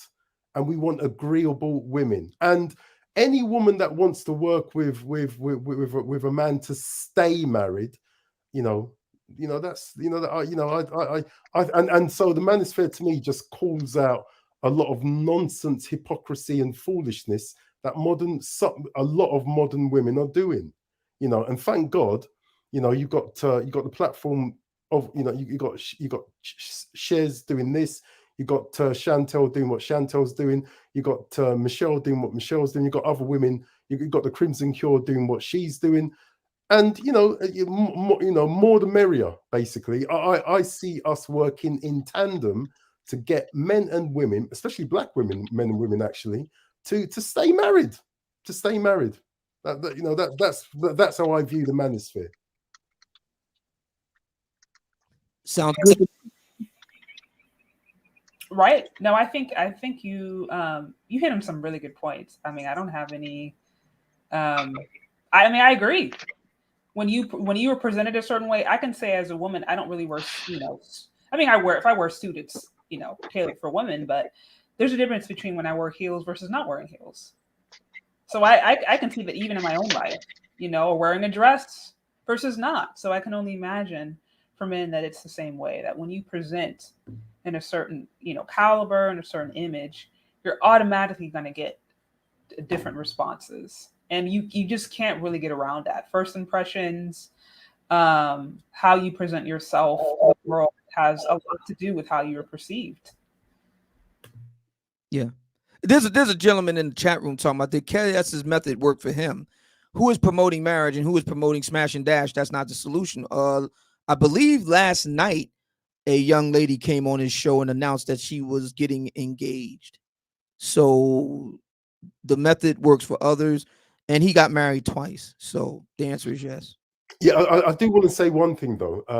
It seems as if there are to use this phrase, the Manosphere is a wide church, meaning that I personally have heard guys promoting this, a certain way of how can I say, doing relationships with women.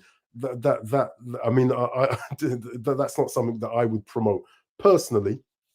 I would always promote marriage over anything else, purpose over anything else. I mean, if you're running around just as Americans like to say, smashing women, if that's your thing in life, you're not really. I don't think you're going to produce very much, or I just don't think you're actually going to be a producer. And so that's not really what I'm talking about.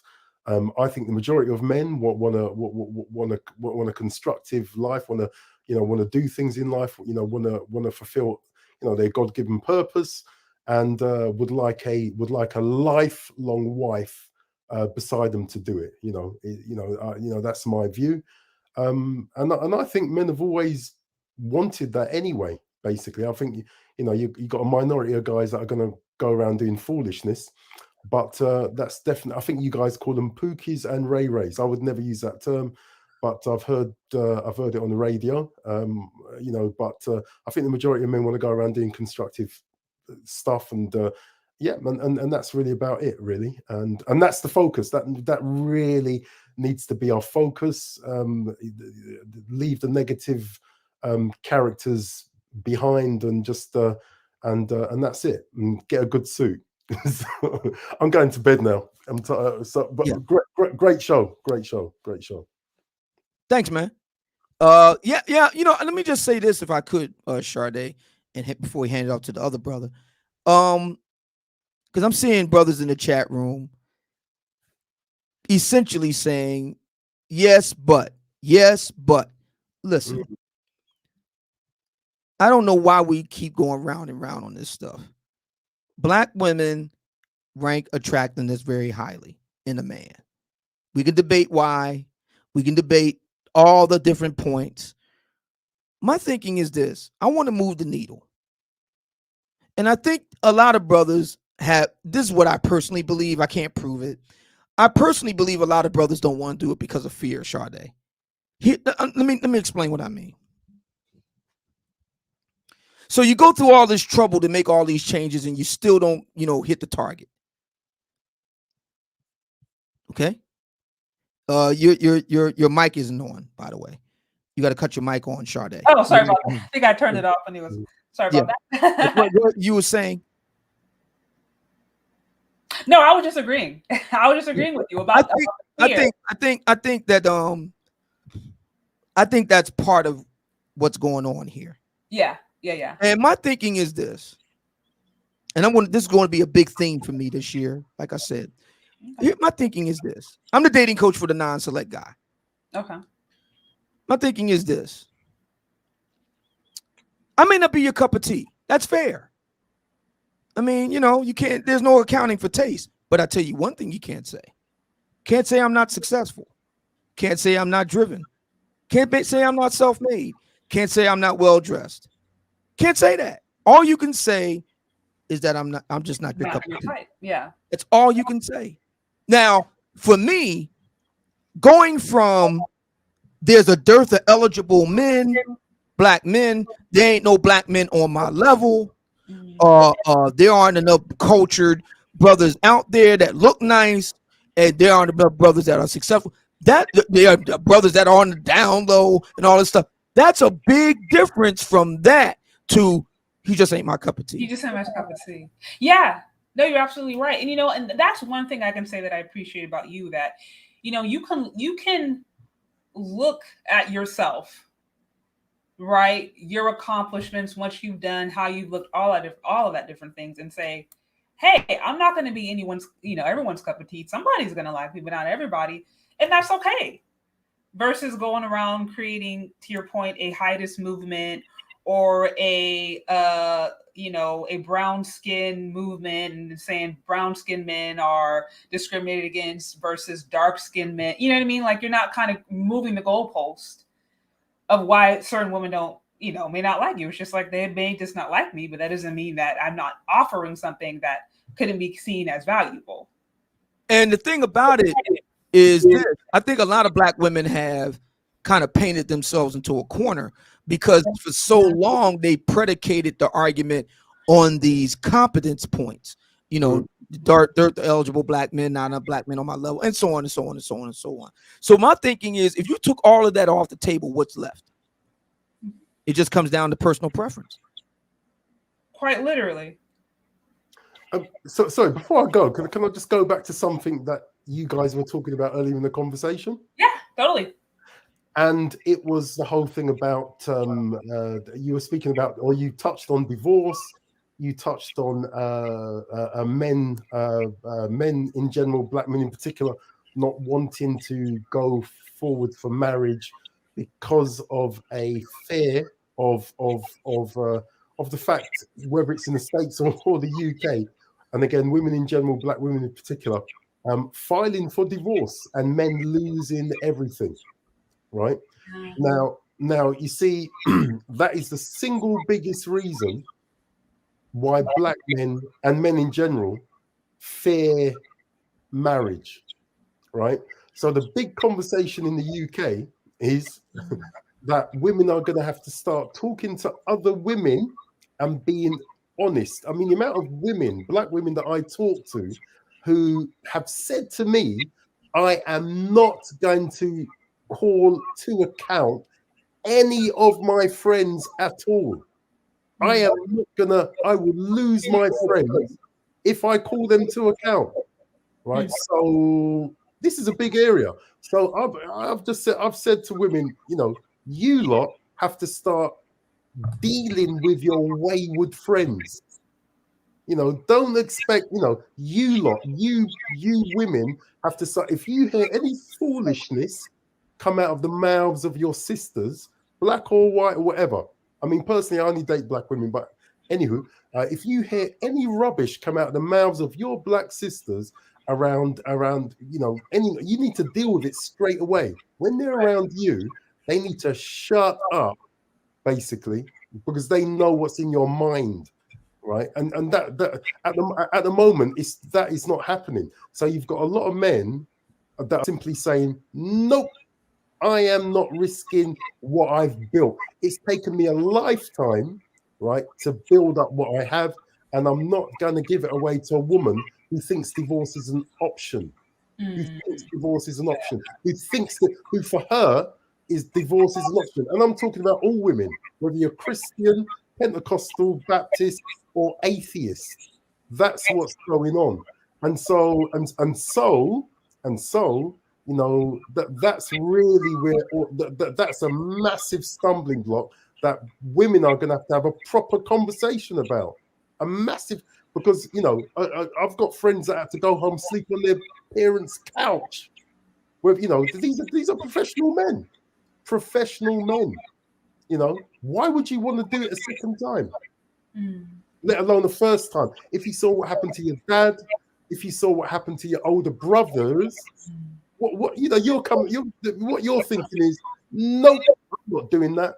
And then when you look at the statistic as to women suffocating their marriages for no good reason, at this moment in time, most women would jump to, what if he beats you? What if he sleeps with half of London?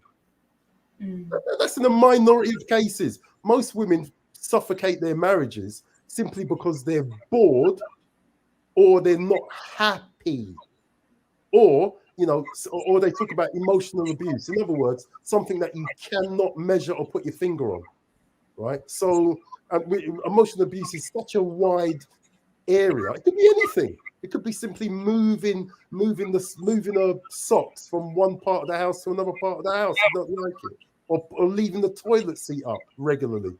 So exactly. So this is an area that women are going to have to deal with. Sorry, but I know women don't want to hear this. No. That's true. Obviously, as a fellow, I guess, Christian, if you will, I don't. It's very clear as far as the different reasons that a person is to get divorced, and that's really nothing. I think apart from adultery, there's not very many reasons.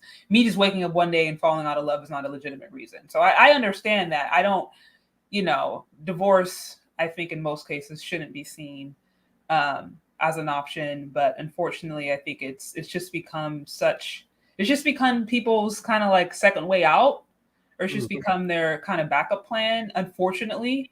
And I'm like, if you're going into marriage already with the mindset of, if I fall out of love with this person, or if he, leaves the toilet seat up too much, then I'm going to leave. Then you're already not entering under good, from my vantage point, you're not entering with a good mindset to begin with, or good motives at that point. So I'll let you go. Well, thank you for calling in. No problem. We'll do again. Good one. Awesome. Bye. Hi, Hakeem. Sister Sade, how are you? I'm pretty good. Brother Obsidian. Hey, man. Okay. So I just wanted to call in just to piggyback, but also take it, chime in on what Obsidian was saying. Mm-hmm. I think what he's trying to tell people that they're not getting is it's just that we have to move the needle, like Brother Obsidian saying. I think I'm hearing too many, and I see what's going on in the chat, and I see what's going on. And again, son of Obsidian's experience, and, he's one of the founders of the Manosphere. I don't claim to be a follower of the Manosphere, but there are certain folks that I listen to. KevinSamuels is definitely one of the main ones. I think I see what he's getting at. And it took me a while, even though I followed KevinSamuels for, I think, about 2.5 years, to get the ultimate message of what he's trying to accomplish. And I just want us, just like I think Obsidian is trying to say, I just want us as Black men to be more action oriented. Just like the previous caller that we just had, I think we need to be more resolution and action oriented. And we have to think about it like a business. When you go into business, you're going to fail. You're not always going to succeed. You're going to have to take some calculated risk, and you're going to have to trust your decisions that you make, that you may fail. But if you let fear paralyze you and you just say, well, oh, she can file divorce, she can take half my money, and she can do all this, that's not really someone that has confidence in his own ability. You have to look at it as, do you trust your ability more, or do you trust fear that fear will paralyze you? And that's why not everyone can be business owners. And I'm not saying that's eventually what I'm trying to transition to, but I'm just trying to make this a bigger picture than myself. I get where he's trying to come from. And I think one of the things that is important is building Black male media, just being the change in the image that you want to see. And I think the point is that if you build it, they will come. And with that building, because you hear this frequently thrown all the time, well, Black men don't build. Well, you can't then turn it back and say, well, Black women don't do this. As a man, you have to focus and have this tunnel vision and focus on the things you can do. And I think that's getting lost across. I think the Manosphere, there's different sectors of it. There's KevinSamuels. I just don't get why some would just, I don't know why a grown man would call another man, the happy word, or think that, or even imply that such a thing when he's doing the Black men in general a greater service. Yeah. Because before him, you couldn't mention anyone that, like Obsidian was saying, that was scratching the surface of what we needed to do. And appearance, if people are saying appearance, and this is across all races of people, so there are some men that say, well, okay, Black men want this, but every woman wants someone who looks presentable and it comes out a certain way. And I think our culture is plagued by this whole stereotype of trying to look, hip hop-ish and trying to have this, this look and bravado. And that's a different sector. And KevinSamuels clearly says high value men, he eliminates entertainers and athletes because they're in a whole different sector. And I think people just have to be more realistic. His message is just for the, the greater populace as itself. And I just want us to just be more action and resolution oriented. It's just getting tiring just listening to different folks. And all they're complaining is that women are doing this, women are doing that. What are we going to do? Let me ask you a question, Hakeem, because you made a number of really good points. So the first question I want to ask you is, why do you think so many brothers, we've seen Kevin do this, if you've been in the Black Manosphere, you've seen him do this, 5 years at this point? At least. Yeah, why are so many brothers so resistant? What is the hold up here? I don't know if I want to go there, but I definitely want to go there. So the same hurt, I think there's this misnomer. Some of us throw around that, only our women are hurt. We'd be foolish to think that growing up in a single parent household, which most of us do, being influenced by popular media, which doesn't share Black male image or Black female image in a positive light. It's just like we've settled for being second best. And I think at some point they call insanity running into the wall, expecting different results. And there's an African proverb, a wise man, a man learns from his own mistakes, but a wise man learns from others' mistakes. Why not learn? That's the whole thing. Kevin comes on there. He's had, I think 2 divorces. And he's trying to tell people but I'm not what talking he's learned. I'm saying, that's not what I'm talking about. Okay. Why are so many brothers resistant to cleaning themselves up and looking nice, man? Why? The same accountability that we want to attack women for, I think we need to look in her and take that accountability. And as I said, I think it's coming from the household. And Brother Obsidian, I think you said you grew up with your father. Where is it? What do you mean it's coming from the household? What do you mean? When you have a male father figure in the household, I don't know if there's a way to quantify this, but having a male father figure. So I grew up in a split family household, but I knew my father, right? Having a male father figure plays a point in a male's development, especially from the confidence factor. So my premise, and again, I'm not saying I'm 100% correct, but the premise is that confidence factor and that male role model or male figure to instill that in them is missing. So I just get a sense that it's not a resolution action oriented. It's more of a this happened. See, this is what I think. There's somebody in the chat room. I don't know if it's male or female. Shea Butter. I don't know if that's male or female. But they said, I think it's because some brothers don't feel it's worth it. So this goes back to my whole point about the fear piece. They don't think it's going to work. But my thing is, it does work. You're just not looking at the right thing. See, a lot of guys are saying, okay, it won't work with regard to the women. My thing is, it does work with regard to the women. Because they can now say, they can't say that they ain't brothers that suited and booted no more, man. They can't say that aren't brothers that aren't successful and stuff like that are going places. What they can say is, he ain't my cup of tea. Right. And but Obsidian, brother Obsidian, don't you think popular media goes out of its way not to show? No, I don't. I don't think this has anything to do with popular media. I think what that guy or woman, Shea Butter said is right. I think that has more to do with it than anything about media, some kind of conspiratorial plot, all this other stuff. I think it's because a lot of guys think that it's not worth it. And I'm saying they're wrong. But wouldn't you say we're in the swag culture right now? Because I think the swag culture. I didn't hear any sisters last month with Shay Sade accusing Kevin to not have. There was one sister on the panel that tried to poo-poo it. Okay, 20%, right. But the other 80% had no problem. I think at the end of the day, women are more attracted to the resources that are provided. So if that comes in swag culture, it just so happens that perhaps on media, when you see Black successful men or people, it tends to be athletes or entertainers. But I think it just seems to me. I don't mean to cut you off, Shadi. I'm sorry. No, it's fine. No, I was just simply saying it just seems to me that so many brothers. I mean, this is like an easy fix. Yeah. No, I hear this is an easy fix. And we're giving so much resistance to something that's so easy to do.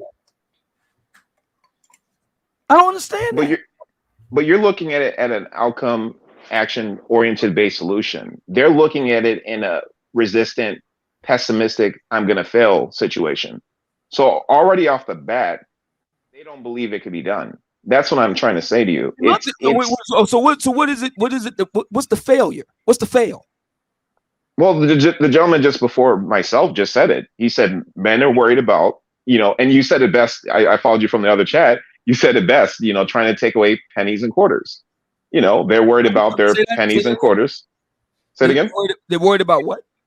They're worried about cents being taken away, and many of us don't have. About what being taken away? Cents, coins, change, currency. Who's taking your currency? When they think about marriage, they think about she's going to take marriage here, brother. Okay. Why are we skipping the marriage? I'm saying if you want people to take you seriously, in this case, Black women, look the part. We have an example that works. Do that. Why is that so hard? Why? But they just don't, for whatever reason, and that's what you're trying to say. For whatever reason, they just don't see the need to do that. They are already. I'm trying to understand. You want the sisters to listen to you, but you don't want to do what clearly has proven to work. Why? Make it make sense. So Brother Obsidian, do you think the larger manosphere outside of Kevin Samuels and maybe yourself and Bernard Riley, do you think there's enough people within the manosphere preaching look the part? Absolutely not. That's exactly it. There's different niches within the manosphere that people have tuned in and tuned out. But if someone, we got to look at it this way. If a first-time observer was to jump into YouTube and then see how we're presenting ourselves and what to look at, they're going to go for the ones that get the shock value. And then we're lucky enough, before Kevin had that average at best, I've seen the evolution of Kevin Samuels. Nobody has a bigger platform than Kevin. Nobody in the Black manosphere has a bigger platform than him. Nobody. Yeah. So the question is, okay, ladies have been polled. We are talking to a sister right now on our platform that less than a month ago actually polled Black women on her panel and got an 80% hit rate. So I'm asking a question. Why is it so hard to do one of the most simplest, easiest things to do to get women to, take us more seriously? Well, I would say this, offer this up also, because the same can be said for women, right? When there's just certain things. Indeed, it can.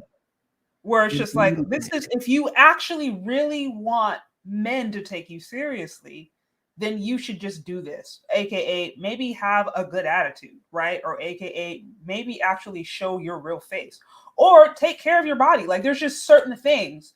And when we have these conversations and people are resistant, then you start to understand you actually don't want results. Perhaps you just want to complain. Exactly. Maybe there and give the fingers. My question to you is, I'll ask you again. If this isn't sufficient, if Sade's show last month is not sufficient, then give me better data. Give me better data, Gifted Fingers. And Gifted Fingers should really call in, because they've been. Give me better data. If that doesn't work, fine. Give me better data. You're talking about Anton. So you're saying we should do what Anton does. I mean, if he has a better model, I mean, maybe Sade, maybe you could do another panel and ask the ladies about Anton, and let's hear what they have to say. Will he get an 80% approval rate? That's a good idea, Obsidian. And we can do that. I want to move the needle, man. Right. I want to move the needle. See, I don't just want to be just on social media, just flapping my gums just to complain.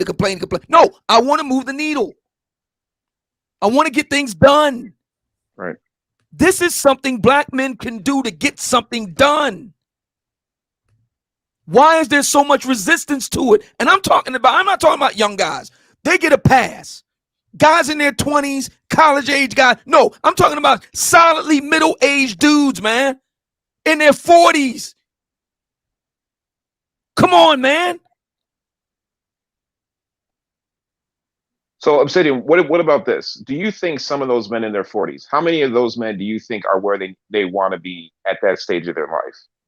I don't know. So could you see it as maybe, because again, you hit the nail on the head, because at that age, you would expect it to be at least somewhat close to what KevinSamuels is, well vested in many different areas, have experience, and be able to give the game to the rest of the generation and such. But like you said, many of them aren't really doing that. So are they maybe is it maybe a competition where they don't want the younger guys to have the game, to start out maybe better than what they did? I don't think they're that sophisticated. Okay. I don't think they're that sophisticated. They definitely aren't that organized. So no, I don't think so. No. Because in African culture and even that's what we were doing back here and what have you, there's that village that village mentality to village raise the child and what have you. And you had the OGs, passing game down. I don't think that's happening to the extent it was happening back in the day. I see that there's a void, and just like some of the women, you'll see grandmas twerking and doing things in their 50s, 60s that they shouldn't really be doing. My assertion is that some of the men, they're doing the same thing. They're trying to compete with the younger guys, and they're trying to think that they're instilled. What are they competing for? Some of them don't want to get serious, and maybe they're competing for women. There's a whole lot of available black women in Black America. But wouldn't you compete? Because men aren't competing based upon looks. Men are competing based if the argument is that you're competing against younger guys for women, there's a whole lot of women out there. A lot in Black America. So I don't buy that. Your way of thinking is the right way we should be looking at. They're not thinking like you, is what I'm saying. So what do they think? Their mindset is completely backwards. All right, so what do they have? Yeah, but what I'm saying is they have not evolved what their age should suggest they should do. You're okay. I just said there are a whole lot of black women that are available in Black America. We know that the vast majority of black women ain't married. We know that. Okay, so if they're not thinking what I'm thinking, then tell me what they're thinking. Are they thinking there are not a lot of black women that are available? You're thinking the abundance mindset. They're not thinking of the abundance mindset. They're thinking of the scarcity mindset. I'm not thinking about abundance or scarcity. This doesn't have anything to do with metaphysics. This has everything to do with just straight math. It's a fact. The majority of black women are not married. 52% of black women have never been married. Mm-hmm. That's a fact. No matter what their age. But I'm just saying this, Brother Obsidian, from a guy that travels. I don't see many of us traveling. And what I'm trying to say is many of them. What does traveling have to do with anything? But what I'm saying is what does traveling have to do with you? What does traveling have to do with you looking at Kevin, getting the results that he's getting? You know what? Get off your ass, go get suited and booted, be presentable, and move from there. What does traveling have to do with it? But Obsidian, once they're at that age, you have to. It's harder. That's why it's the same reason men want younger women. Men don't want women in their 40s and 50s for a specific reason. That's bunk. 2 words. Can you say that again? Bunk. 2 words. Pornhub. Look at the MILF category. They're kicking ass and taking names. Don't believe me? Go on Instagram. MILFs all over there. Some of the hottest women on there in their 30s, in their 40s. That's bunk. They got millions of guys following them, sniffing up after them on Instagram. Bunk. You could be an older woman and be hot and still have it on and popping. That's a fact. But I'm saying that the men. Okay, so the men that actually want to find someone maybe long term or what so have you. I'm saying what you're saying is it makes sense. There is a lot of women in the world, but again, that's an abundance mindset. Many of them, what I'm trying to say to you is many of them are stuck in their city, in their locale. Not enough of them get out like that. And that's what I'm trying to say. They're only really, they don't have their zip code doesn't go through all 50 states of the United States or even globally. They're stuck in their zip code or their city, and that's where they stay. The vast majority of them, that's my assertion. So they're New Yorkers that stay where they are and never leave? I say it again, I'm saying. Do you know the percentage of New Yorkers that stay where they are and never leave? Well, that's New York, though. Yeah. Most of the population, again, the population strata is kind of skewed, but most of the population, okay, so blacks are mostly concentrated, as you know, in the South. That's true. And those aren't really big cities where they're maybe Texas. Kevin mentions Texas, Atlanta, and what so have you. But outside of that, where blacks are living in, towns like Mississippi, Alabama, New Orleans, and whatever you want to call it, my assertion is those blacks don't get out. They stay where they are, especially in the South. Most blacks aren't really in those. Well, that's part of the problem right there. You got to go where the action is. Exactly. And they don't have that abundant. That's what I'm saying. They don't have that abundance mindset. Oh, they're not willing to risk. They're not willing to risk. That's what you're saying. They're not willing to live. They're used to eating the same food every day. They don't understand the concept of variety. They don't understand. So why do they expect women to submit to that? Why? But that's what I'm saying. You're more action solution oriented. They're more. I call them. They're the ones that will keep running into the wall, expecting different results. And if you're going to keep doing that, you're not going to change your predicament. And by the way, for the guys who in the chat room are saying that, I think that every older woman is a 10. I never said that. I said bunk on the idea that only young women are attractive. That's just not true. Now, I'm not saying you got to like it, but I'm saying objectively speaking, that's just not true. I'm sorry, it's just not. Yeah, but at the end of the day, you're gonna have different sectors. You're either gonna change your predicament like you're trying to do here, and again, seems like 2022 you have strong aspirations and goals set up. I'm all for it. I think you're on the right path, and we need to do our part to get on the ship, or we just get out of the way. And for the men, yeah, and for the brother Humble Farrell says no group of men are rushing to marry black women. The problem is not the consumer; it's the problem. I'm not. What's that got to do with what I'm talking about? Right. I didn't say that wasn't true. What's that got to do with what I'm talking about? Why are so many brothers resistant to getting cleaned up and presenting a nice image? Why is that so hard? And they're doing it on the wrong channel, Brother Obsidian. They're doing it on the wrong channel. You have a lady in Sade trying to spread the gospel and preach the message, and what you're trying to do as well. And this is an important topic. I don't think that they're seeing that. And again, these are men, like I said, they're going to wallow in their own pity. And no one wants to deal with that. I mean, let's just say you get the woman that you claim, neglected you or wasn't checking for you, and you get that. Do you think she wants to sit there hear you complain and bitch all day. So jack off. Why we ain't wearing suits though? I get we ain't wearing them. The question is why? When it's proven to work. Why? Yeah. I can see something that proved not to work. Kevin has proven that it does work. I mean, the ladies here have spoken on the matter. Why are you not doing it? Why? But the larger question is why.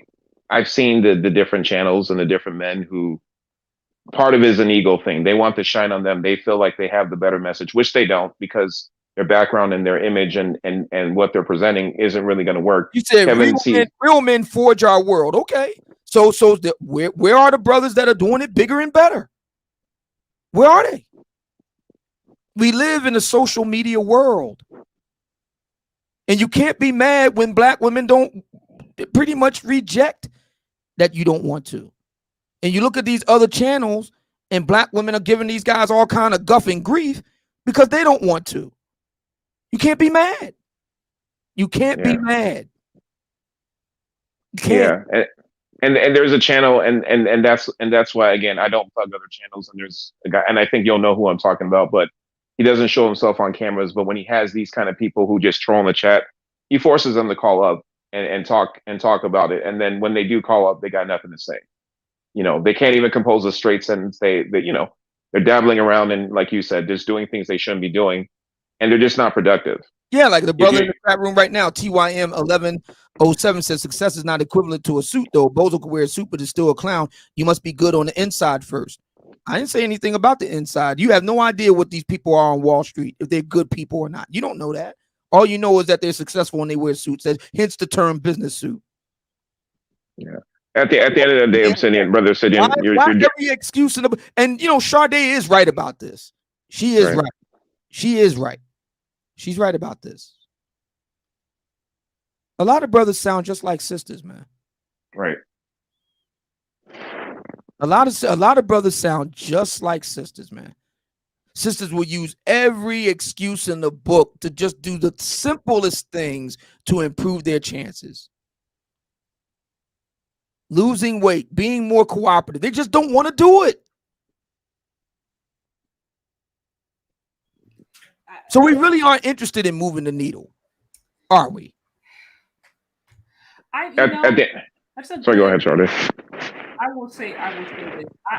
I am curious because, like I said, I'm sure you're going to continue doing your research, right? Your market research over the next just few months. But I'm curious to see what emerges. But I certainly believe that there are men out there who absolutely desire to do better, and there's also a fair amount of men who they just really don't. They just want a place to complain. They really do. There's no other way to put it. And even if they were to argue otherwise, you know, you can look at the results of their life, inability to change or lack of a desire to change, not wanting to change, maybe not wanting to engage in different, you know, not wanting to be, I don't know, challenged.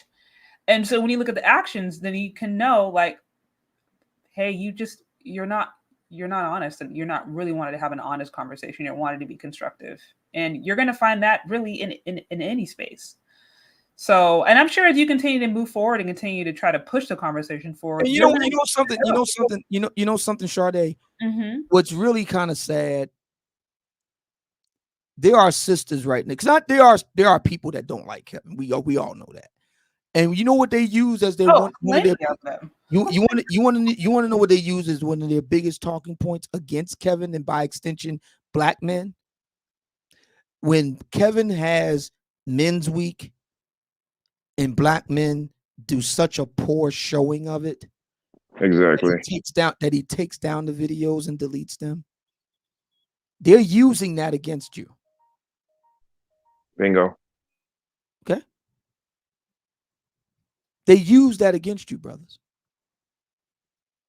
And you're helping them. Yeah, that's bad optics. That is bad. That's I don't know that. So jack off. You're saying who gets to decide what's acceptable? Well, you're allowing them to decide. The market decides, right? You're allowing them to decide. But even in a larger picture, from a networking standpoint, and let's just say you're working in corporate, because I work in corporate as well, and it's beyond corporate, right? And you're trying to run a business. are you gonna attract network clients and what so have you, and network with anyone of any substantial means in a beater and grease stains on your shirt? I mean, who's looking to see that? It goes beyond just for women in itself. It's just not only with the confidence and the the image it presents. It's not just think beyond women. It's just the larger picture, and that's what brother. No. I'm talking about black. No, I'm talking about black women. The question was, Sade asked for black women. The question was, does Kevin's presentation as a wealthy corporate guy make a difference? They all but one said yes. No, but I hear you, brother Obsidian. But there's a lot of clowns in the chat that said what difference does it make, and that's the point I was trying to make. We just said the difference. We just said the difference. Yeah. The market decides. Yeah, go ahead. The market decides. I mean, I think, I've heard people go back and forth. In the end of the day, I mean, water seeks its own level. So I think the market is going to decide, what is and what isn't important. And I think that's, pretty clear. So as far as I'm concerned, and she said, and Rock Lee says it doesn't stop them from disrespecting or talking over him, but not all black women do that. Mm-hmm. Not all black women disrespect or talk over him. Again, you're focusing on the minority. Why? Why are you so focused on the minority of women that do that? That make the highlight reel? Why? Why don't you focus on the black women who's thanking him for helping them save their marriage or getting them engaged and so like that? Why not focus on them? Why focus on the small minority of black women that don't know how to act? Why? And that's what I'm trying to say, brother. They have this defeatist mindset. It's just a waste of time at this point with them, because those who are going to get your message and get what you're trying to do, get what Kevin's going to try to do, they're going to get aboard and get in line. It's at this point, it's either get in line or go to the back of the bus. It's really that simple. It depends on the individual you clown. See, ad hominem is not an argument. See, when you start calling names, that means that you've run out of an argument. And you're right, though. It does depend on the individual. Sade asked 4 different black women, does this individual making this kind of presentation make a difference? They said yes. So you're right. And as for Derek Jackson, for the brother that mentioned Derek Jackson, he doesn't wear a suit. Wrong. I've met the man. I've sat in front of the man. He was suited and booted. Wrong. Okay. So I mean, we can do the excuse thing all night long, man. $1 million deals are broken in Kanye's clothing line. What are y'all talking about? What does that have to do with what we're talking about? We're not talking about Kanye. You strong manning isn't the argument either. I'm not strong man. I didn't make up anything. I went on what you said, Rock Lee. I didn't make up anything. Do what works. Just do it. That's my point. It's time for black men to do what works. Period. If you're serious about moving the needle. All right. If you're serious. But thank you, said Sade and Brother Obsidian, for letting me on. Let me let you guys go. And a nice little curveball to the conversation, but also I think it was you made some really interesting points, and I wanted to kind of hang out here for a little bit because again, you're really touching on something, and I think that's somewhat of what I was getting at, earlier when I shared Omowale's post where he was kind of alluding to the fact that it seems like there are people within the manosphere that don't necessarily have the best intentions or just don't have honest intentions of actively wanting to produce better results. So while you guys may take a different have a different vantage point, I think you're hitting on that idea of like, hey, there's just certain people who they just don't want to do the work. I don't know how else to put it. And that's not the fault of black women. That's not a fault of the community. It's not the fault of the system. In certain instances, that's just them not wanting to do the work. And the same can be said for men and women. Yeah. And this is the gentleman says on YouTube talking about Derek Jackson. There's pictures of Derek Jackson on here on YouTube. There's video of him suited and booted here on YouTube. As for and you're not Derek Jackson. That's the other thing. You're not Derek. I'm not Derek. Life is not fair. And then you die. I literally wrote that in my book. Life is not fair, and then you die. do what works. Just do it.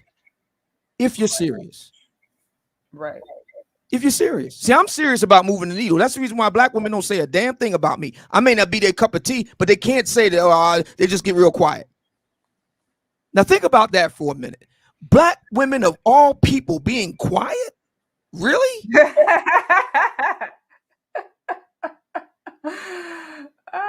And I have shut black women down. I've done it a lot over the past few years. Oh, I'm sure. But like I said, if the ultimate goal is to actually get results and to try to do better, then you have to be willing to have some of these conversations, whether or not you agree or disagree. You have to be willing to have it, and you have to also be willing to maybe consider that maybe something that you're doing, something you're practicing or engaging at the moment, may be the very thing that's holding you back. And I think that's healthy, and that's how you move forward. So, the brother that's talking about Derek Jackson. The point I made, he didn't rely on the suit on YouTube to garner his honor. Yeah, but we're not talking about Derek Jackson. Well, no, I don't even know why you're mentioning Derek Jackson, who's been thoroughly discredited at this point. I think you're just mentioning Derek Jackson to get out of the point of just do what works, man. Get a suit, look nice. That's it. Just look nice, man. If you want to tell me the black women ain't worth looking nice for, then say that. If you want to say black women writ large ain't worth me looking nice for, say it. Speak from your chest and say it. If your position as a black man is they ain't worth me looking nice for, then say that and own it. Stop making all these excuses and coming up with this person ain't got to do it and this person. No, man. If your position is black women as a group, as a class, writ large, ain't worth the effort of me getting suited and booted and being nice and groomed, say it. Sack up and say that.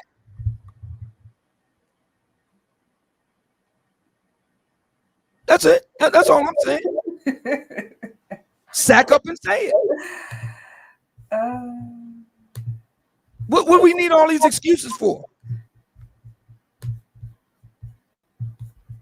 Right. Like I said, this is not my wheelhouse. But I like I said, I hear where you're coming from, and I think this has been a very you're making some great points. Also, I want to give a special shout out to Hakeem and also the Snuggles. I see Hakeem with the 15 on the super chat, much appreciated. Also, I did see Snuggles send through something earlier today I wanted to read. Let's see. It says, you have not gotten a super chat in a while for this wonderful conversation, so I implore people show your gratitude. Much appreciated. So yeah, I mean, Mr. Obsidian, you're, like I said, you're making some great points. And I know we have some... Here's a brother on the brother I've been going back for. I can't pronounce his name. XUISJ. I can't pronounce that. He says, I'm saying for YouTube, it's not necessary. Where does Kevin do his work? He countervails against your example.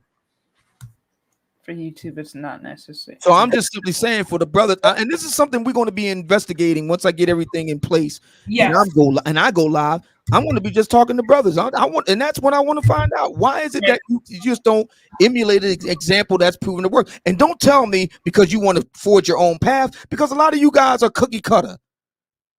A lot of you guys got the same look as every other dude in the hip hop Pookie nexus. Stop it. Hat to the back. It's a uniform. Hat to the back, hoodie.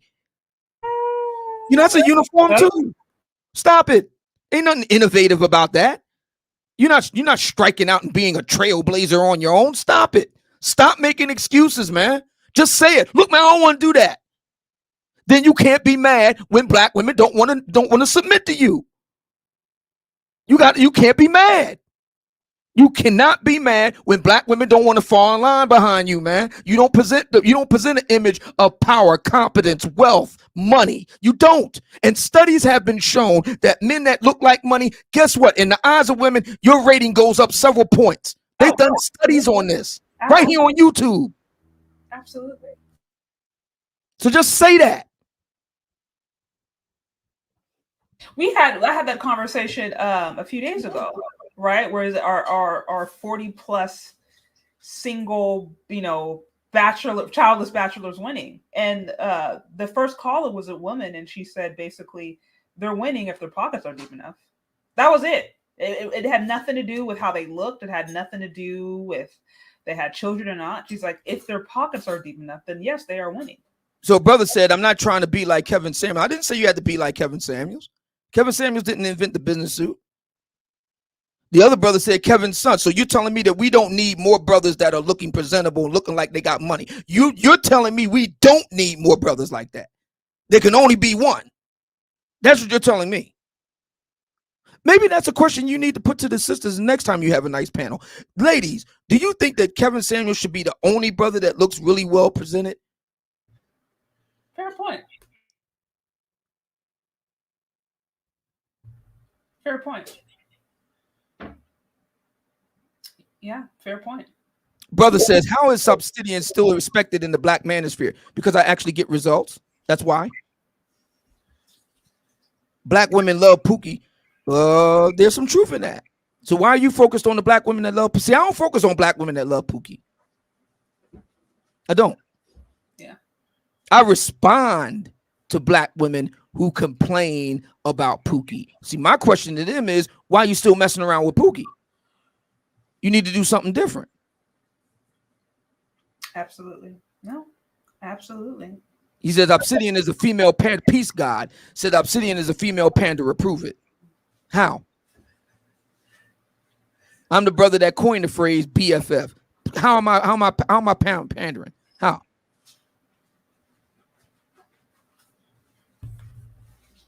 The majority of black women love Pookie. Really, that's my point.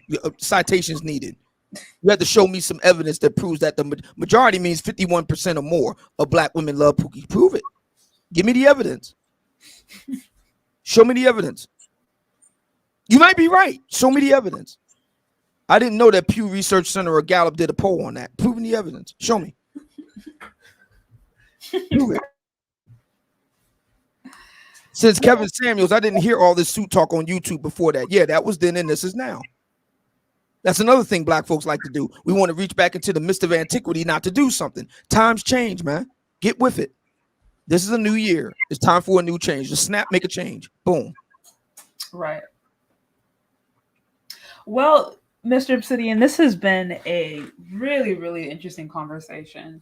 I am going to have to wrap this up pretty soon because I actually have to create some dinner for my husband. But this has been awesome. I know we're supposed to be touching base sometime next week. I'm interested to see what comes out of this. I know you're going to conduct your research, and I have something I owe you tomorrow also. So I will definitely be in touch. Yes, very, very much. Very much. I'm looking forward to it.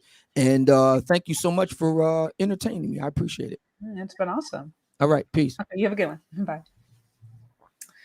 So this went a little longer than expected, but that's okay. This was, I think, really interesting. Really, really, really, really interesting. I know the conversation went in a little different direction, but I thought I thought it was worth talking about and worth investigating. So definitely stay tuned, as I'm sure there's going to be some more coming out around that particular subject. On a side note, guys, be on the lookout for some exciting collaborations and content I have dropping. I'm currently working on a I don't know if you want to call it a rebuttal, or at the very least an examination of the false promise of back love from the Mahogany Pink. She dropped 2 videos that pretty much went viral over the last maybe month or two. And after having had some time to read over the videos, there were some things that I thought were a little bit problematic, especially in reference to divesting Black men in particular. So I'm currently working on that, and I'm excited to share it with you guys, and let me know if you guys agree or disagree. So be on the lookout for that. I also have a collaboration coming up next week with the Mr. Obsidian and a few others within the space, Bernard Riley, Chantel Simone, and Rebecca Barrett. So we have a exciting panel next week planned. So definitely stay tuned. And with nothing else, we will talk later. We will be in contact. And definitely, as always, hit the notification button so you are alerted as soon as I go live and drop any other videos, as there's a lot that I have planned coming down the pipe. So thank you to all of you who have been here, and we will talk later. Bye.